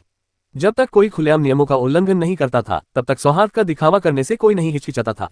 अध्याय 1147 यून शिनलॉफ्ट। अनुवादक सीकेटेलन, संपादक सीकेटेलन। ये यून के जाने के बाद रुए लिंग शिये के पास ही रुकी रही और उसकी देखभाल करती रही। वह असहाय होकर देखती रही कि लिंग शिये का शरीर धीरे धीरे पारदर्शी होता जा रहा था, मानो वह किसी भी क्षण गायब हो जाएगी। अपनी साधना के स्तर पर वह घबराहट के अलावा कुछ नहीं कर सकती थी। छोटी बहन, तुम्हें छोटे मालिक का इंतजार करना होगा। वो तुम्हें बचाने का कोई न कोई रास्ता जरूर निकालेंगे, रू एर ने फुसफुसाते हुए कहा। उसे नहीं पता था कि लिंग शी एर ये यून के लिए कौन थी। वह सिर्फ इतना जानती थी कि वह ये यून के लिए अत्यंत महत्वपूर्ण थी। अचानक दरवाजा खुला और उसके पास से ये यून की आकृति दिखाई दी। रूए तुरंत ही सुखद आश्चर्यचकित हो गया। युवा स्वामी, आप वापस आ गए। रू एर, पहले बाहर आओ और दरवाजा कसकर बंद कर दो, ये यून ने कहा। आत्मा को पुनर्स्थापित करने वाले अवशेष को प्राप्त करने में असफल रहने और स्वयं उसे परिष्कृत करना असंभव होने के कारण वह केवल उसी विधि का उपयोग कर सकता था जिसके बारे में उसने पहले सोचा था। ये यून का पिछला विचार लिंग शिये को आत्मा वापसी जड़ का सेवन कराने का था, जिससे वह इस गंभीर स्थिति से बच जाएगी। हालांकि उसे खोखली आत्मा की गोली बनाने के लिए आत्मा लौटाने वाली जड़ की आवश्यकता थी। दुर्भाग्यवश गोली के लिए 3 साल का इंतजार करना पड़ता। उसके पास आत्मा बहाल करने वाली वस्तु खरीदने के अलावा कोई विकल्प नहीं था। लेकिन अब ये उनके पास कोई विकल्प नहीं बचा था। उसके पास दिव्य रसायन शास्त्री द्वारा छोड़े गए नोट्स थे। उनमें दिव्य रसायन शास्त्री द्वारा जीवन भर में अर्जित औषधीय ज्ञान का सार समाहित था। इसके अलावा ये उनके पास एक सर्वोच्च खजाना बैंगनी क्रिस्टल था। इसकी मदद से वह किसी भी प्राकृतिक खजाने में निहित आध्यात्मिक ऊर्जा को पूरी तरह से नियंत्रित कर सकता था। उसे पूरा विश्वास था कि वह लिंग शी एर को बचा सकता है। आज से उसे रसायन विद्या का अभ्यास लगन से करना होगा। रू एर के दरवाजा बंद करने के बाद ये यून लिंग शी एर के सामने खड़ा हो गया। हाथ में टूटी हुई तलवार लिए उसने वार किया। तुरंत ही लिंग शी एर के लगभग पारदर्शी हाथों में मौजूद आत्मा वापसी जड़ 2 टुकड़ों में कट गई। लिंग शी एर के शरीर पर तलवार की किरण का कोई असर नहीं हुआ। ये यून को लिंग शी एर के शरीर की देखभाल के लिए एक दीर्घकालिक योजना की आवश्यकता थी। इसीलिए उसने आत्मा वापसी जड़ का केवल आधा भाग ही लिया था। बाकी आधा भाग उसने लिंगशी एर के हाथों में छोड़ दिया था। बिना देरी किए उसने आत्मा वापसी जड़ का अपना आधा हिस्सा हाथ में ले लिया। ये यून ने बैंगनी क्रिस्टल को सक्रिय किया और युआन ची की एक हल्की धारा उत्पन्न करते हुए आत्मा वापसी जड़ के सार को निकालना शुरू कर दिया। वह सोल रिटर्निंग रूट का केवल आधा हिस्सा ही इस्तेमाल कर सकता था और उसकी शक्ति का एक अंश भी बर्बाद नहीं कर सकता था। अगर कोई और होता तो ये बिल्कुल असंभव होता, लेकिन ये यून अलग था। Pub future ads. बैंगनी क्रिस्टल की ऊर्जा दृष्टि के माध्यम से ये यून सार के प्रत्येक कण को स्पष्ट रूप से देख सकता था। उसने उन्हें बड़ी बारीकी से निकाला। ये यून ने ऊर्जा के प्रत्येक कण को लिंगशी एर के शरीर में समाहित कर दिया। ऊर्जा का सार उसके शरीर में विलीन हो गया, जिससे उसका पारदर्शी शरीर धीरे धीरे अपारदर्शी हो गया। ये यून पूरी तरह से एकाग्रचित था, ऊर्जा का एक भी अंश व्यर्थ न जाने देने का पूरा ध्यान रख रहा था। उसने ऊर्जा को सटीक रूप से नियंत्रित किया और उसे लिंगशी के शरीर में प्रवाहित किया। पूरे दिन यही करने के बाद ये यून मानसिक रूप से थका हुआ कमरे से बाहर निकला। आत्मा वापसी जड़ का आधा हिस्सा राख में बदल गया था। उसके भीतर की सारी ऊर्जा ये यून द्वारा निकाल ली गई थी और लिंगशी एर में स्थानांतरित कर दी गई थी। सोल रिटर्निंग रूट का आधा हिस्सा लिंगशी एर के भौतिक शरीर को अस्थायी रूप से स्थिर करने के लिए ही पर्याप्त था। इसलिए ये यून ने उसके शरीर में बड़ी मात्रा में शुद्ध यांग ऊर्जा भी समाहित की थी। इसी वजह से वह अपनी युआन ची की भरपाई के लिए लगातार बड़ी संख्या में अवशेषों का सेवन करता रहता था। आत्मा वापसी जड़ का शेष आधा भाग लिंगशी एर के हाथों में रहा। चूंकि उसने इसका केवल आधा हिस्सा ही इस्तेमाल किया था, इसलिए ये यून को भविष्य में उसकी आत्मा को ठीक करने के लिए और गोलियां बनानी होंगी। तभी लिंगशी एर उस दिन तक जीवित रह पाएगी जब वह खोखली आत्मा की गोली का सेवन कर सकेगी। ये सब जुओक्यू हाओयू की बदौलत संभव हुआ। रुए, ये यून ने कहा। रुए तुरंत दौड़कर वहां पहुंची। वह इतनी देर से पास ही खड़ी होकर चिंतित थी। ये यून के बाहर आने के बाद उसने उसके चेहरे के भाव देखे। उसके शांत चेहरे से उसने अनुमान लगाया कि छोटी बच्ची शायद ठीक है। युवक स्वामी, आपको क्या चाहिए? रुआ ने पूछा। मेरे साथ मायरीड पवेलियन चलिए, ये यून ने कहा। हम वहां क्यों जा रहे हैं? रुआ ने अपनी आंखें झपकाईं। वे पहले ही असंख्य रूम्स का आदान प्रदान कर चुके थे और एक दुकान किराए पर ले चुके थे। युवा मालिक इतनी जल्दी दोबारा वहां क्यों जाना चाहते थे? ये यून की आंखों में शांति झलक रही थी। मैं ये जगह छोड़ना चाहती हूँ और एक नई दुकान किराए पर लेना चाहती हूँ। लिंगशी एर का इलाज करते समय ये यून ने अपना निर्णय ले लिया था। क्योंकि 8 लाख रूम से वह आत्मा को पुनर्जीवित करने वाला अवशेष नहीं खरीद सका था, इसलिए उसने इसका इस्तेमाल किसी और काम में करने का फैसला किया। मायरीड सिटी में वह बहुत गरीब था। 8 लाख रूम्स ही उसकी पूंजी थी। भले ही ये यून धीरे धीरे धन अर्जित कर लेता, लिंगशी के पास उसके ऐसा करने का इंतजार करने का समय नहीं था। खोखली आत्मा की गोली बनाने के लिए आवश्यक सामग्री खरीदने से पहले लिंगशी को आत्मा को पुनर्जीवित करने वाली गोलियां खानी पड़ती। खर्च बढ़ता जा रहा था। Pub future ads. फिर से दुकान किराए पर लेनी है। रुए हैरान रह गई। हालांकि वह जाहिर तौर पर ये यून के फैसले पर सवाल नहीं उठा सकती थी। उसने तुरंत सिर हिलाया और कहा, मैं अभी से आवश्यक तैयारियां कर लूंगी। ... 2 दिन बाद मायरीड सिटी के एक व्यस्त इलाके में ताबीज और मंत्र बेचने वाली एक साधारण सी दुकान का मालिक बदल गया। यह दुकान एक चिकित्सा क्लिनिक में परिवर्तित हो गई। यह नया चिकित्सा क्लिनिक मायरीड सिटी के मुख्य क्षेत्र से कुछ ही गलियों की दूरी पर स्थित था, जहां स्वर्ग प्रदान करने वाले चिकित्सा क्लिनिक जैसे 10 प्रमुख गुटों के स्वामित्व वाले स्टोर थे। योद्धाओं के लिए इस थोड़ी सी दूरी को तय करना पानी पीने जितना आसान था। इस इलाके में हमेशा चहल पहल रहती थी, इसलिए किराया बहुत महंगा था। आमतौर पर यहाँ केवल प्रमुख संप्रदाय या गुट ही अपना अड्डा बनाते थे। हालांकि हाल ही में खुले इस अड्डे में साधारण मरम्मत का काम हुआ था। ये लकड़ी की एक सुंदर, शांत और मनमोहक इमारत थी। दुकान में कोई कर्मचारी नहीं था। ग्राहकों का स्वागत करने के लिए केवल एक युवती थी और एक युवक मैनेजर था। दुकान के प्रवेश द्वार पर एक साधारण पट्टिका लगी थी जिस पर लिखा था यून शिन लॉफ्ट। यून शब्द ही यून के नाम से आया है। शिन शब्द लिन शिंटो के नाम से आया है। इन दोनों को मिलाकर ये यून की नई खुली दवा की दुकान का नाम रखा गया। हेवन बेस्टोइंग मेडिसिनल क्लिनिक से कुछ ही दूरी पर नई दवा की दुकान खोलने की हिम्मत किसी में नहीं थी। हालांकि ये यून को डर नहीं था। उसका इरादा सीधे हेवन बेस्टोइंग मेडिसिनल क्लिनिक को निशाना बनाने का नहीं था, लेकिन पहले से ही मौजूद द्वेष को देखते हुए उसने सोचा कि क्यों न वह हेवन बेस्टोइंग मेडिसिनल क्लिनिक के प्रवेश द्वार के सामने ही अपनी दवा की दुकान खोल ले। दवाखाने के लिए कोई उद्घाटन समारोह आयोजित नहीं किया गया, न ही कोई शुभकामनाएं देने आया। इसका उद्घाटन बहुत ही सादे तरीके से हुआ। नवनिर्मित दवाखाने को देखकर कई लोग काफी आश्चर्यचकित रह गए। मायरीड सिटी में सबसे ज्यादा कमाई करने वाली दुकानें दवाइयों की थीं। आखिरकार हथियार, ताबीज और मंत्रोच्चार तो बाहरी वस्तुएं थीं, लेकिन गोलियां और पवित्र वस्तुएं जीवन बचा सकती थीं और चोटों का इलाज कर सकती थीं। इनका योद्धाओं की साधना पर भी सकारात्मक प्रभाव पड़ता था। चाहे इनका उपयोग किसी भी उद्देश्य से किया जाए, योद्धा इन्हें किसी भी कीमत पर प्राप्त करने का प्रयास करते थे। हालांकि एक बड़ा औषधीय भंडार खोलने की शर्तें बहुत कठिन थीं। इसके लिए एक उच्च कोटि के रसायनज्ञ की आवश्यकता थी जो इसे सुचारू रूप से चला सके। अन्यथा मायरीड सिटी में व्यापार करना असंभव था। ये केवल किराए के पैसे की बर्बादी होती। ये युवक कौन था जिसने स्वर्ग प्रदान करने वाले औषधीय क्लिनिक के बगल में एक दवा की दुकान खोलने का साहस किया? क्या वह स्वयं मृत्यु को न्योता दे रहा था? कुछ लोग उत्सुकतावश यून शिन लॉफ्ट में देखने चले गए। अंदर का नजारा देखकर वे और भी ज्यादा हैरान रह गए। वहां सामान की कमी थी। चिकित्सा क्लिनिक के अंदर न तो कोई दवाइयां थीं और न ही कोई प्राचीन वस्तुएं प्रदर्शित थीं। चाहकर भी कोई दवाइयां नहीं खरीद सकता था। इसके अलावा दुकान के कर्मचारी और प्रबंधक युवा थे। ये देखकर लोग अवाक रह गए। उन्होंने अनुमान लगाया कि यह किसी प्रतिष्ठित खानदान का व्यक्ति होगा। दवा बेचने से होने वाले संभावित मुनाफे से वह उत्साहित हो गया होगा, लेकिन उसे इस बात का अंदाजा नहीं था कि असल में ये कितना मुश्किल काम है। इसलिए उसने व्यापार की ठोस जानकारी के बिना ही यहाँ एक दुकान खोल ली। नतीजा स्पष्ट था, कुछ ही महीनों में दुकान का मालिक शायद बदल जाएगा। ये यून ने स्वाभाविक रूप से अपने आसपास के लोगों की बातचीत सुनी, लेकिन उसने उन्हें नजरअंदाज कर दिया। उन्होंने अभी अभी एक पट्टिका लिखना समाप्त किया था और रू एर से कहा, रू एर, इस पट्टिका को बाहर टांग दो। अध्याय 1148 व्यापार आता है। अनुवादक सीकेटेलन, संपादक सीकेटेलन। जी श्रीमान। रूए ने पट्टिका उठाई। उस पर लिखावट सशक्त और बारीक अक्षरों में थी। जब से ये यून तलवारबाज बना था तब से वह अपने शब्दों को ऐसे लिखता था जैसे तलवार चला रहा हो। हर एक अक्षर में तलवारबाजी का अंतर्निहित कौशल समाहित था जो दूसरों पर अमिट छाप छोड़ता था। सर, क्या आप दवाइयों के नुस्खे तैयार करने वाले एक अप्रत्यक्ष रसायनज्ञ बनने की योजना बना रहे हैं? हालांकि ये यून को 800,000 रूल्स दिए गए थे, लेकिन नई दुकान का किराया चुकाने में ही उसका काफी पैसा खर्च हो गया था। अगर वह बचे हुए रूल्स को दवा बनाने की सामग्री पर खर्च करता तो वह खुद को घोर आर्थिक संकट में डाल लेता। अगर वह कुछ गोलियां बना भी लेता तो इस बात की कोई गारंटी नहीं थी कि उसके जैसा अनजान व्यक्ति ग्राहकों को आकर्षित कर पाएगा। इसलिए ये यून ने एक पट्टिका लगाने और एक परोक्ष शोधक बनने का फैसला किया। ऐसे व्यवसाय के लिए शुरुआती पूंजी की आवश्यकता नहीं थी। अगर उसके पास ज्यादा पूंजी न भी हो तो भी कोई बात नहीं। बिल्कुल सही, ये यून ने सिर हिलाया। मायरीड सिटी में गोलियों की मांग आपूर्ति से कहीं अधिक है। जब तक मैं जिन गोलियों का निर्माण करता हूं वे संतोषजनक स्तर की होती हैं, ग्राहक धीरे धीरे उमड़ने लगेंगे। महोदय, लेकिन रू एर हकलाते हुए बोली। उसे कुछ बातें कहना अनुचित लग रहा था। ये यून की पट्टिका के अनुसार पहली बार दवाइयों का शोधन निःशुल्क था। उसके बाद के शोधन का शुल्क लगभग उतना ही था जितना स्वर्ग प्रदान करने वाले औषधीय क्लिनिक का होता। भला इससे ग्राहक कैसे आकर्षित होंगे? सोचे तो रूए को यह नहीं पता था कि ये उन दवाइयां बनाने में कितना कुशल था। लेकिन अगर वह बहुत अच्छा भी था तो भी शुरुआत में उसके लिए कम दाम रखना ही समझदारी थी। सर, क्या हमें इसमें एक पंक्ति जोड़नी चाहिए कि अगर हम उनके अवयवों को नष्ट कर देते हैं तो हम उन्हें कई गुना अधिक मुआवजा देंगे? प्रश्नवाचक चिन्ह उद्धरण चिन्ह। रूए ने धीरे से कहा। स्वभाव से भोली होने के बावजूद उसमें थोड़ी समझ थी। वैसे भी इस बात की संभावना थी कि ये यून की पट्टिका का मजाक ही उड़ाया जाएगा। भला कोई उसकी सेवाएं क्यों लेगा? दवा बनाने के लिए सामग्री जुटाना बहुत मुश्किल काम था। भला कौन यूं ही किसी अनजान रसायनज्ञ को अपनी कीमती सामग्री का इस्तेमाल करने देगा? अगर सामग्री नष्ट हो गई तो बहुत बड़ा नुकसान होगा। रूए की बातें सुनकर ये यून हंस पड़ी। रूआ, मुझे वह पंक्ति जोड़ने में कोई आपत्ति नहीं है। इससे मुझे कोई नुकसान भी नहीं होगा। हालांकि मेरी रसायन विद्या की क्षमता मुझे एक प्रतिभाशाली वरिष्ठ रसायनज्ञ से विरासत में मिली है। ये क्षमताएं आसानी से नहीं मिलती। कीमियाग्री के मामले में मैं दूसरों से अलग हूँ। अगर मुझे खुद पर भरोसा नहीं है कि मैं इसे कर सकता हूँ तो मैं इसे नहीं करूंगा। इसलिए ऐसी कोई स्थिति नहीं होगी जिसमें मैं सामग्रियों को नष्ट कर दूं।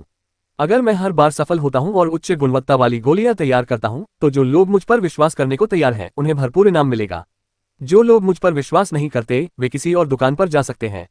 ये यून के पास purple crystal origin, heretical god, fire seed और दिव्य रसायनज्ञ की विरासत थी। वह तियान युआनलुक और लुओ वंश में डेसोलेट हेवन तकनीक में पारंगत था। पिछले 2 वर्षों में उसने अपने रसायन कौशल और डेसोलेट हेवन तकनीक में काफी सुधार किया था। इन परिस्थितियों में ये यून स्वाभाविक रूप से आत्मविश्वासी था। वहीं दूसरी ओर रसायन शास्त्री हुयान जैसे लोगों को विभिन्न प्रमुख गुटों द्वारा ईश्वर तुल्य सम्मान प्राप्त था। उनकी सेवाएं पूरी तरह से उनके मनोभाव पर निर्भर थीं।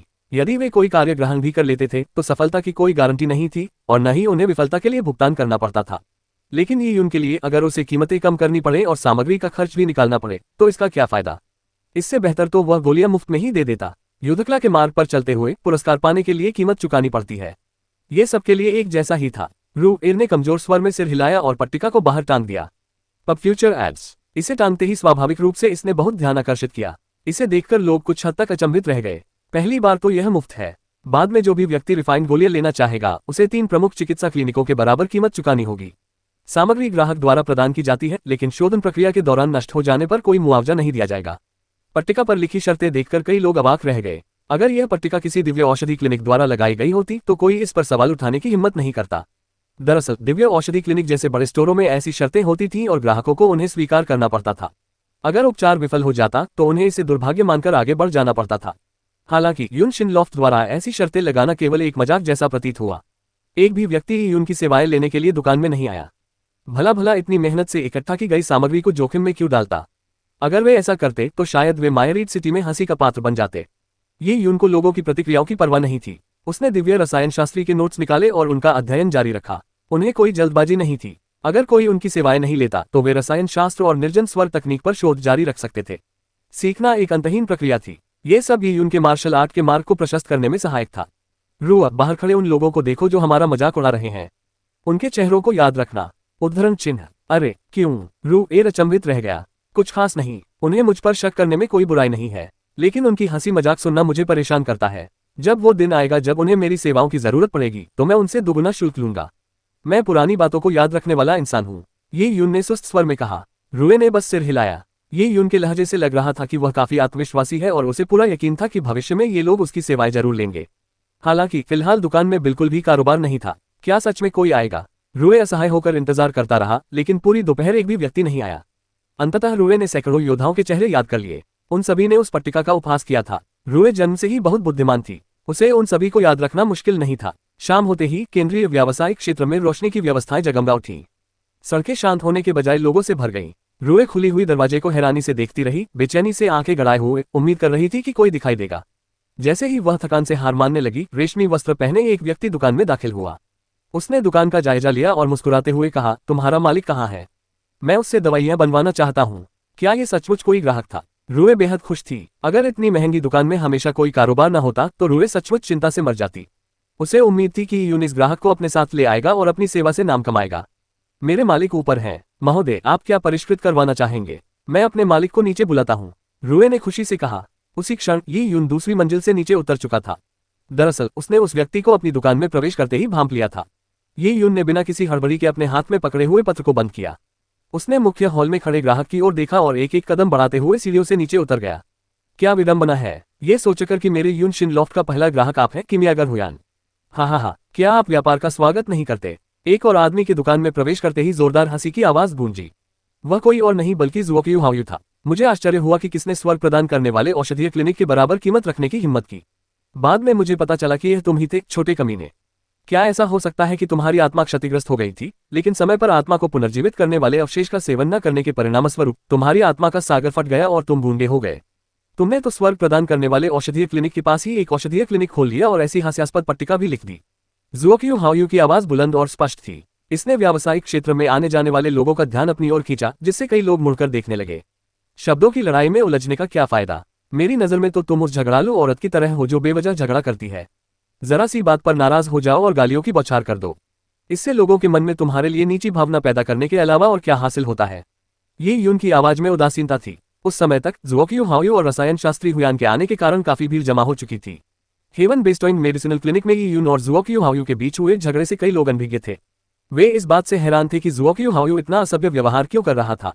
रसायन शास्त्री हुयान ने अपनी ठुड्डी सहलाई। ये यून एक अनजान जूनियर था जिसके पास खोने को कुछ नहीं था, इसलिए वह निडर था। उसने एक मूर्खतापूर्ण शोधन नोटिस लगा रखा था। दूसरों की नजर में ये यून पागल और मंदबुद्धि था। उसकी हैसियत इससे ज्यादा गिरी हुई नहीं हो सकती थी। हालांकि वे दोनों ही प्रतिष्ठित व्यक्ति थे। यदि प्रतिष्ठित व्यक्ति किसी मूर्ख का उपहास करते तो इससे मूर्ख की प्रसिद्धि और बढ़ जाती। साथ ही इससे दूसरे लोग उन्हें नीचा समझने लगते। युवा स्वामी हाओयू, ये व्यापारिक क्षेत्र है, यहाँ बहुत से लोग देख रहे हैं, इसलिए उनका मजाक उड़ाना व्यर्थ है। समझ गया, ज़ुओक्यू हाओयू ने ठंडी सी आवाज में कहा और ये यून की ओर मुड़ी। ये यून, तुमने कितना बेवकूफी भरा नोटिस लगाया है। तुम ग्राहकों से शोधन सामग्री तैयार करने को कहते हो, लेकिन नाकाम होने पर मुआवजा देने की जरूरत नहीं समझते। क्या तुम्हें पता है सामग्री इकट्ठा करने में कितनी मेहनत लगती है? इसमें सैकड़ों बल्कि हजारों साल लग सकते हैं। लोग सामग्री इकट्ठा करते करते कंगाल हो सकते हैं और फिर शोधन पर अपनी सारी उम्मीदें टिका देते हैं। फिर भी तुम उनकी मेहनत का इस्तेमाल अभ्यास के लिए करने की योजना बना रहे हो। क्या तुमने कभी सोचा है कि नाकाम होने पर उन्हें क्या कीमत चुकानी पड़ेगी?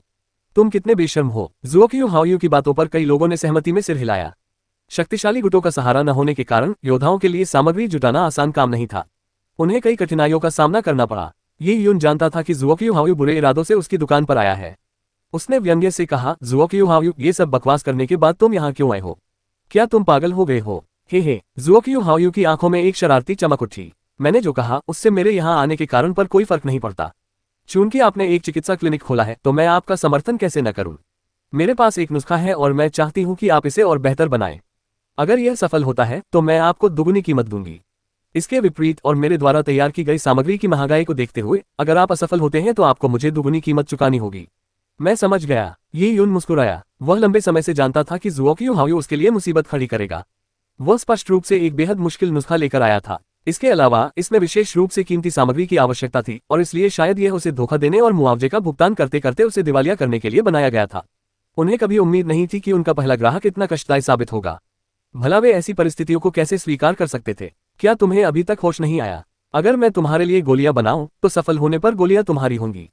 मुझे सिर्फ गोलियां बनाने की फीस का दोगुना मिलेगा। अगर मैं असफल रहा तो मुझे सामग्री की लागत का दोगुना मुआवजा देना होगा। इन सामग्रियों की कीमत तो बहुत ज्यादा होगी, है ना? मैं ऐसा काम क्यों करूं जिसमें मुझे साफ तौर पर नुकसान हो रहा है? जब ये यून ने बोलना समाप्त किया तब रू एर को अंततः ये यून की पट्टिका के पीछे की चतुराई समझ में आ गई। यदि वह पट्टिका पर ये लिख दे कि शोधन में विफलताओं के लिए मुआवजा दिया जाएगा, तो ज़ुओक्यू हाओयू बिना किसी परेशानी के ये यून की सेवाएं ले सकता है। फिर वह ये यून को एक स्वतंत्र रसायनज्ञ मानकर उसे आदेश दे सकता है। ये यून सौदेबाजी का प्रयास भी नहीं कर पाएगा। अगर तुम शुद्धिकरण में सफल हो गए तो मुझे गोली की जरूरत ही नहीं पड़ेगी। मैं तुम्हें दे दूंगी। शुद्धिकरण शुल्क का दुगुना भुगतान भी किया जाएगा। अगर तुम असफल हुए तो तुम्हें मुझे दुगुना मुआवजा देना होगा। हिम्मत है तो। ज़ुओक्यू हाओयू ने सब कुछ दांव पर लगा दिया। उसने अपने इरादों को छुपाना बंद कर दिया और गोली को दांव पर लगाने तक की नौबत आ गई। अगर वह सचमुच गोली बनाने के लिए वहां था तो वह उसे देने की पेशकश क्यों करता? ये यून ने हाथ हिलाते हुए कहा, दवा बनाने की विधि। ठीक है। ज़ुओक्यू हाओयू की आंखों में शरारत भरी चमक थी। उसे विश्वास ही नहीं हो रहा था कि यून एक रसायन शास्त्री है। रसायन शास्त्र सीखना इतना आसान कैसे हो सकता है? और उसने जो नुस्खा तैयार किया था वो बेहद मुश्किल था। ज़ुओक्यू हाओयू ने एक स्क्रॉल फेंका जिससे वो यून पर उड़ गया।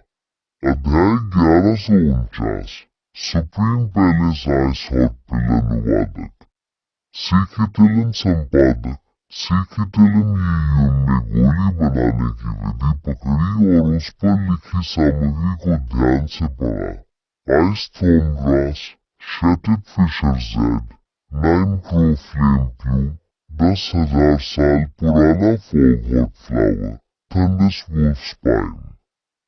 ज़ुओक्यू हाओयू द्वारा उत्पादित की जाने वाली गोलियों का नाम supreme palace ice hot pills रखा गया था। इस गोली का उल्लेख दिव्य रसायनज्ञ के नोट्स में मिलता है। इसका लंबा इतिहास रहा है और ये दिव्य रसायनज्ञ के प्रसिद्ध होने से बहुत पहले से अस्तित्व में थी। और वास्तव में दिव्य रसायनज्ञ के नोट्स में दर्ज जानकारी ज़ुओक्यू हाओयू द्वारा दी गई विधि से कहीं अधिक जटिल थी। अंतिम उत्पाद की प्रभावशीलता भी कहीं बेहतर थी। समय बीतने के साथ साथ कई कारणों से कुछ प्राचीन औषधि बनाने की विधि के कुछ अंश लुप्त हो सकते हैं। बाद में दूसरों ने उन्हें पूरा किया, लेकिन उनका प्रभाव पहले जैसा अच्छा नहीं रहा। मुझे कभी उम्मीद नहीं थी कि ज़ुओक्यू हाओयू और ओल्ड घोल हुयान के पास इतना अच्छा भंडार होगा। ये यून के चेहरे पर हल्की सी मुस्कान आ गई, लेकिन सच में उसका दिल खुशी से भर गया था। Supreme palace ice hot pills उत्कृष्ट गोलियां थी जो आत्मा को मजबूत कर सकती थी और रक्त को पुनर्जीवित कर सकती थी, साथ ही किसी के साधना स्तर को बढ़ा सकती थी और किसी के दांत्यान को पोषण दे सकती थी। ये गोलियां न सिर्फ लिंगशी एर की जान बचाएंगी बल्कि ये उनके लिए भी बेहद फायदेमंद होंगी। दाव पहले स्तर तक तेजी से पहुंचने के बाद उसे ऐसी गोलियों की जरूरत थी जो उसकी नींव को मजबूत कर सके। अगर supreme palace ice hot pills के एक बर्तन में से 10 से ज्यादा गोलियां काम कर जाएं, तो वह खूब मुनाफा कमा लेगा। निस्संदेह इन गोलियों को बनाना बहुत कठिन था। इसके लिए न केवल एक शक्तिशाली आत्मा की आवश्यकता थी बल्कि 9 क्रो फ्लेम प्लूम और थंडरस वुल्फ स्पाइन को संभालने के लिए डेसोलेट हेवन तकनीक की भी आवश्यकता थी। यद्यपि कीमियाग्री और निर्जन स्वर्ग तकनीक मूल रूप से एक ही थी, लेकिन आध्यात्मिक पौधों और परिजीवों को संभालने के तरीकों में अंतर के कारण कई कीमियागर दोनों का अभ्यास करने में असमर्थ थे। 10,000 परियों के स्वर्ग में परियों के जीवों की व्यापकता के कारण निर्जन स्वर्ग तकनीक अधिक लोकप्रिय थी। वहीं यान देवता के स्वर्ग में रसायन विद्या अधिक लोकप्रिय थी। ये यून इन दोनों चीजों में निपुण था। उसे पूरा विश्वास था कि वह supreme palace ice hot pills को बनाने में सफल हो जाएगा। फिर भी ये यून तुरंत इसके लिए राजी नहीं हुआ। उसने ज़ुओक्यू हाओयू को ध्यान से देखा और कहा, क्या आप वाकई निवेश करने को तैयार हैं? इन जड़ी बूटियों की कीमत शायद 15 लाख से ज्यादा होगी। दुगुना करने पर यह 30 लाख हो जाता है। क्या आपको लगता है कि मैं इतना खर्च कर पाऊंगा? कोई बात नहीं अगर तुम्हारे पास मंत्र नहीं है। मायरीड सिटी के नियमों के अनुसार किसी भी कर्ज को चुकाने के लिए अपने अंगों को काटना पड़ता है। अगर इससे भी काम न बने तो तुम्हारी जान भी ली जा सकती है। हालांकि तुम्हारी जान की कोई कीमत नहीं है, फिर भी मैं इसे लेने के लिए तैयार हूं। इसके अलावा मुझे विश्वास है कि जब परिवुक्सिया तुम्हें टुकड़ों में कटते हुए देखेगी तो वह चुप नहीं बैठेगी। ज़ुओक्यू हाओयू ने एक बार फिर फेरी वुक्सिया का जिक्र किया। ये यून जानता था कि अगर वह सचमुच किसी मुसीबत में पड़ गया तो प्रिंसेस व्हाइट फॉक्स चुप नहीं बैठेगी। बेशक ये यून को विश्वास नहीं था कि वह सफल होगा। 10 दिनों में मैं शोधन प्रक्रिया शुरू कर दूंगी। ये यून ने व्यर्थ की बातों में समय बर्बाद नहीं किया और सीधे इस बात पर सहमति जताई। हाँ, ठीक है, मैं यहीं रहूंगा। मुझे तुम्हें इसे अपने हाथों से बनाते हुए देखना है। ज़ुओक्यू हाओयू ने शातिर मुस्कान के साथ कहा। उसने ये यून के भागने के सभी रास्ते बंद कर दिए थे। ज़ुओक्यू हाओयू वहां से चले गए और आसपास खड़े लोग तितर बितर होने लगे। ये खबर कि यून 10 दिनों में supreme palace ice hot pills को परिष्कृत करना शुरू कर देगा तेजी से मायरीड सिटी में फैल गई। हालांकि यून को कोई बड़ा नाम नहीं माना जाता था, लेकिन कीमियागर हुयान और ज़ुओक्यू हाओयू से जुड़ी कोई भी बात स्वाभाविक रूप से कई लोगों का ध्यान आकर्षित करती थी। राजकुमारी व्हाइट फॉक्स और नगर स्वामी किन को भी स्वाभाविक रूप से यह खबर मिली। अरे, तुम्हारा दोस्त भी रसायन विद्या जानता है। नगर स्वामी किन काफी आश्चर्यचकित हुए। राजकुमारी श्वेत लोमड़ी ने उन्हें बताया था कि यून तो अभी कनिष्ठ ही है। युवाओं को साधना करने का समय भी नहीं मिलता, लेकिन इसने तो रसायन विद्या का अभ्यास भी कर लिया है। यहाँ तक कि सर्वोच्च महल की बर्फीली हृदय की गोलियां बनाने की हिम्मत भी कर ली है। राजकुमारी श्वेत लोमड़ी ने थोड़ा भौहें चढ़ाते हुए सिर हिलाकर कहा, अंकल किन, ये यून वाकई वीरान स्वर्ग तकनीक में निपुण है। मैंने उसे परी अस्थि अवशेषों को परिष्कृत करते देखा है। हालांकि मुझे नहीं पता कि आध्यात्मिक पौधों को गोलियों में रूपांतरित करने में वह कितना कुशल है। इसके अलावा यदि सर्वोच्च महल की बर्फीली हृदय की गोलियों का परिष्करण उतना ही कठिन है जितना आप कहते हैं, तो शायद ये यून के लिए उन्हें परिष्कृत करना इतना आसान न हो। राजकुमारी श्वेत लोमड़ी को ये यून की निर्जन स्वर्ग तकनीक की कुछ समझ थी। यद्यपि वह निर्जन स्वर्ग तकनीक में असाधारण रूप से प्रतिभाशाली था, फिर भी वह संभवतः उस्ताद रसायन शास्त्रियों से बहुत कमतर था।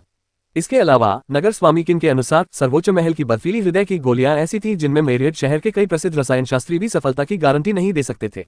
10 दिन बाद की तारीख है। मैं वहां रहूंगा और हम खुद देखेंगे, नगर प्रमुख किन ने कहा। यह मामला बेहद दिलचस्प लग रहा था, इसलिए स्वाभाविक रूप से वह इसे चूकना नहीं चाहते थे। ... जब नगर स्वामीकिन और राजकुमारी व्हाइट फॉक्स बातचीत कर रहे थे, तब ये यून अपने कमरे में एक छोटे से भूरे रंग के कड़ाहे का अध्ययन कर रहा था। यह दिव्य रसायन शास्त्री द्वारा छोड़ा गया दिव्य रसायन शास्त्र का पात्र था। दिव्य रसायन शास्त्री की मृत्यु से पहले उन्होंने अपनी पुत्री को पुनर्जीवित करने के लिए दिव्य रसायन शास्त्र के पात्र का उपयोग करके एक विशाल तंत्र स्थापित किया था, लेकिन अंततः वे असफल रहे। करोड़ों वर्षों तक दिव्य रसायन शास्त्र का पात्र शुद्ध यान ज्वालाओं में जलता रहा।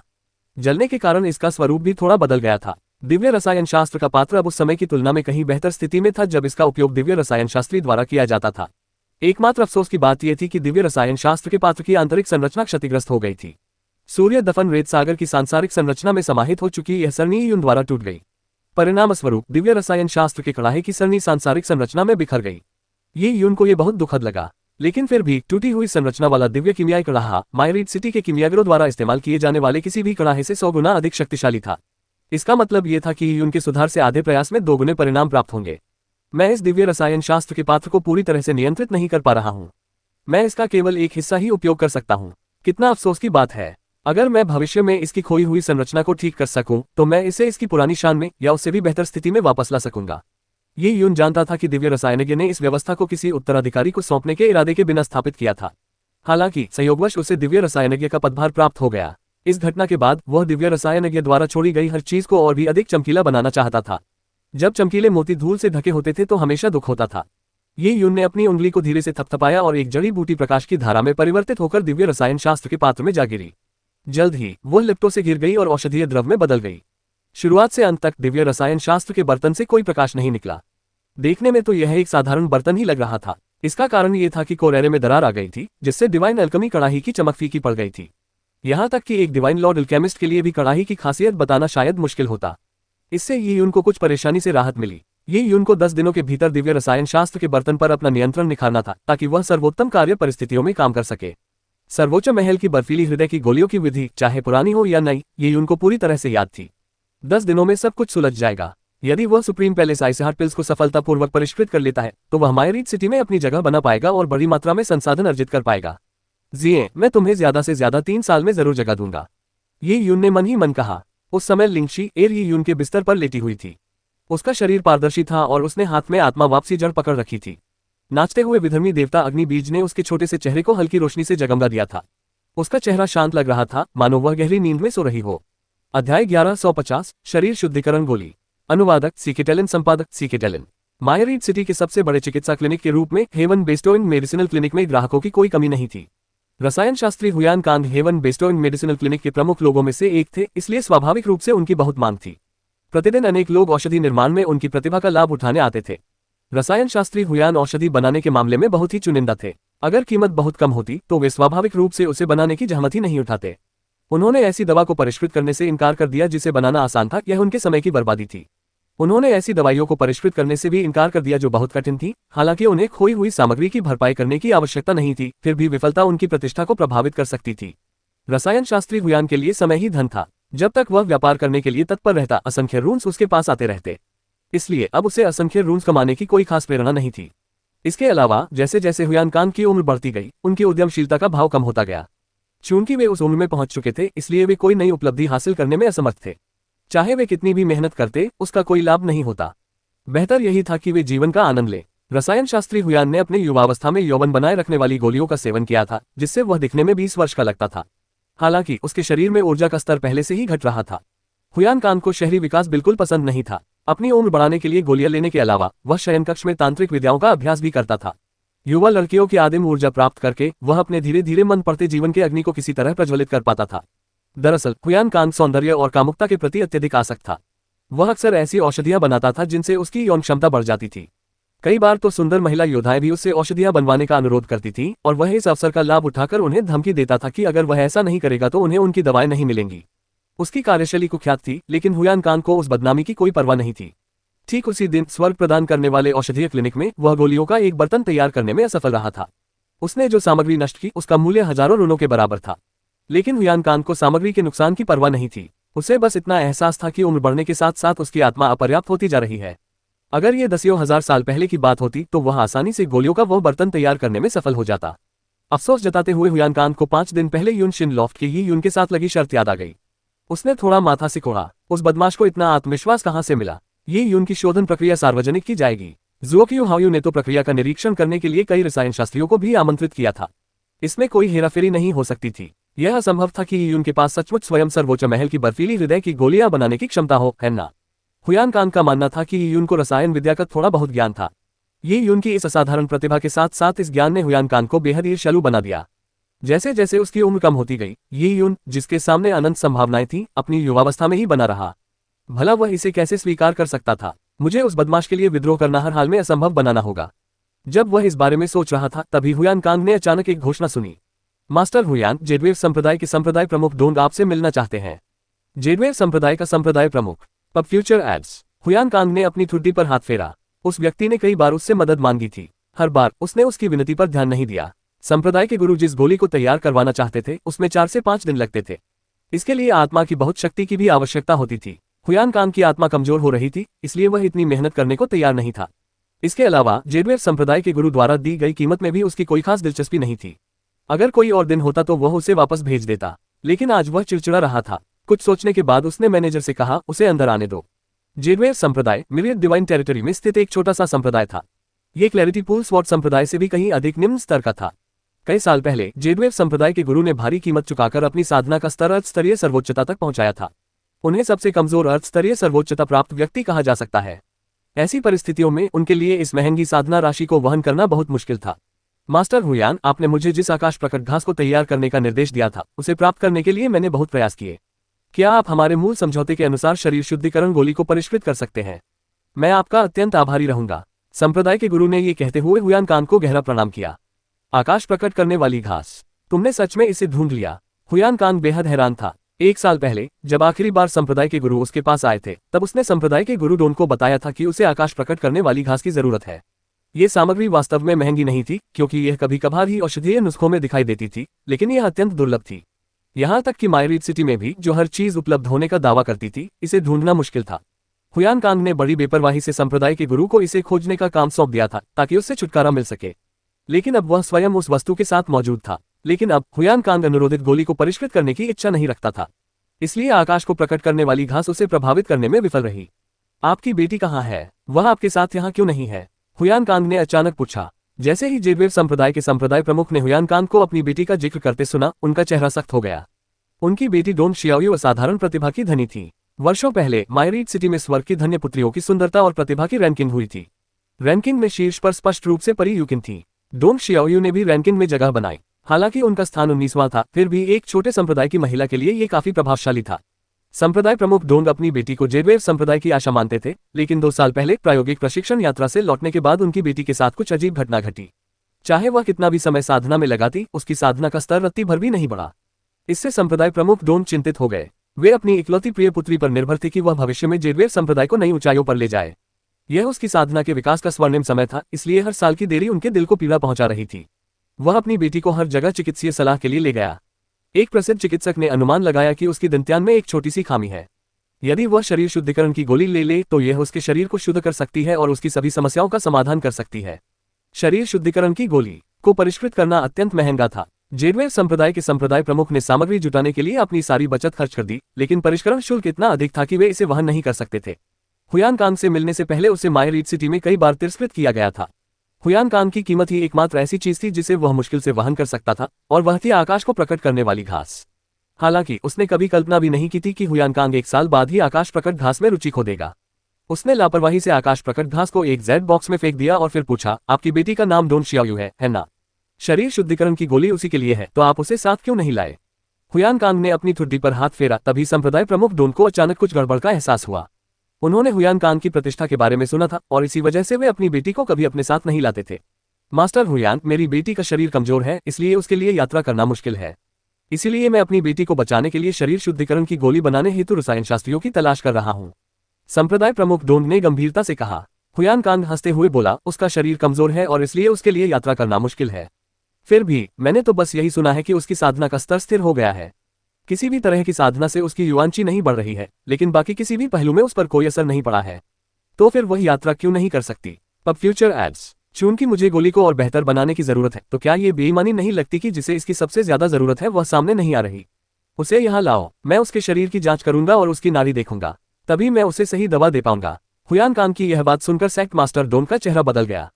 किमी, अगर डॉक्टर नहीं होते, उसकी नब्ज जांचने की क्या जरूरत है?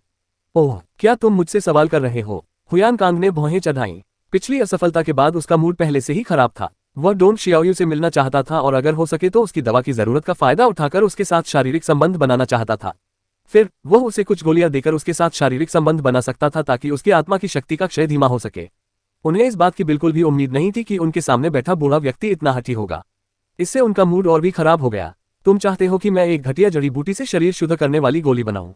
सपने देखते रहो। जब तुम अपनी बेटी को मेरे पास लाओगे तभी मैं तुम्हारे लिए गोली बनाने पर विचार करूंगा। हुयान कांग का चेहरा ठंडा पड़ गया और उसने अधीरता से कहा। संप्रदाय प्रमुख डोन क्रोधित हो गए।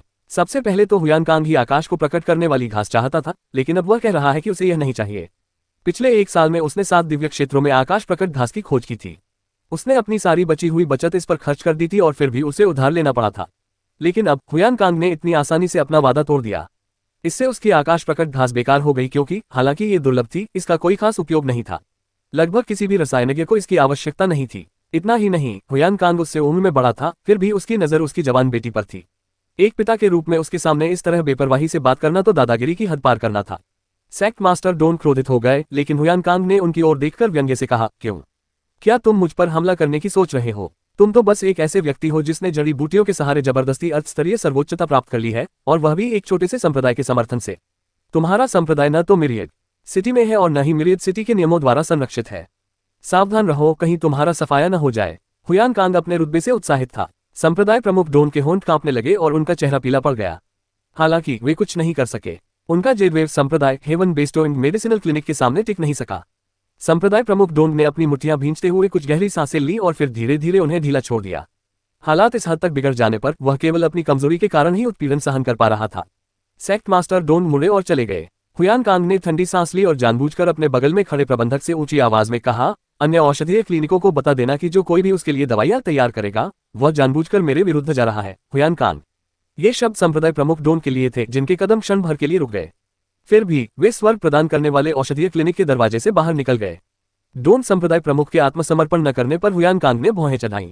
उम्र बढ़ने के साथ साथ उसका स्वभाव भी बदलने लगा था। दूसरों के भाग्य से खिलवाड़ करते हुए उसे रुतबे और शक्ति का आनंद मिलने लगा था। इसके अलावा वह वास्तव में डोन शियाओयू में दिलचस्पी रखता था। इतनी प्रतिभाशाली और खूबसूरत युवती के साथ शारीरिक संबंध बनाने से उसकी सामाजिक उन्नति में काफी देरी हो सकती थी। किमियागर हुयान, मैं आपके निर्देशानुसार ही करूंगा, प्रबंधक ने जवाब दिया। जैसे ही वह ये खबर फैलाने वाला था, हुयान कांग की आंखें सिकुड़ गईं और उसका चेहरा बेहद विकृत हो गया। किमियागर हुयान, क्या बात है? आप में वाकई बहुत हिम्मत है। हुयान कांग गुस्से से लाल हो उठा और उसकी आंखों में क्रोध की ज्वाला भड़क उठी। उसने अपनी दृष्टि को संप्रदाय प्रमुख डोन के ठीक पीछे लगाया था। उसने देखा कि संप्रदाय प्रमुख डोन एक गली से गुजरे और कोने से मुड़कर एक दुकान के सामने आ गए। दुकान के प्रवेश द्वार के सामने संप्रदाय प्रमुख थोड़ा लड़खड़ाए और फिर दांत पीसते हुए अंदर चले गए। इस दुकान पर लगी पट्टिका पर 3 शब्द लिखे थे, युन शिन लॉफ्ट।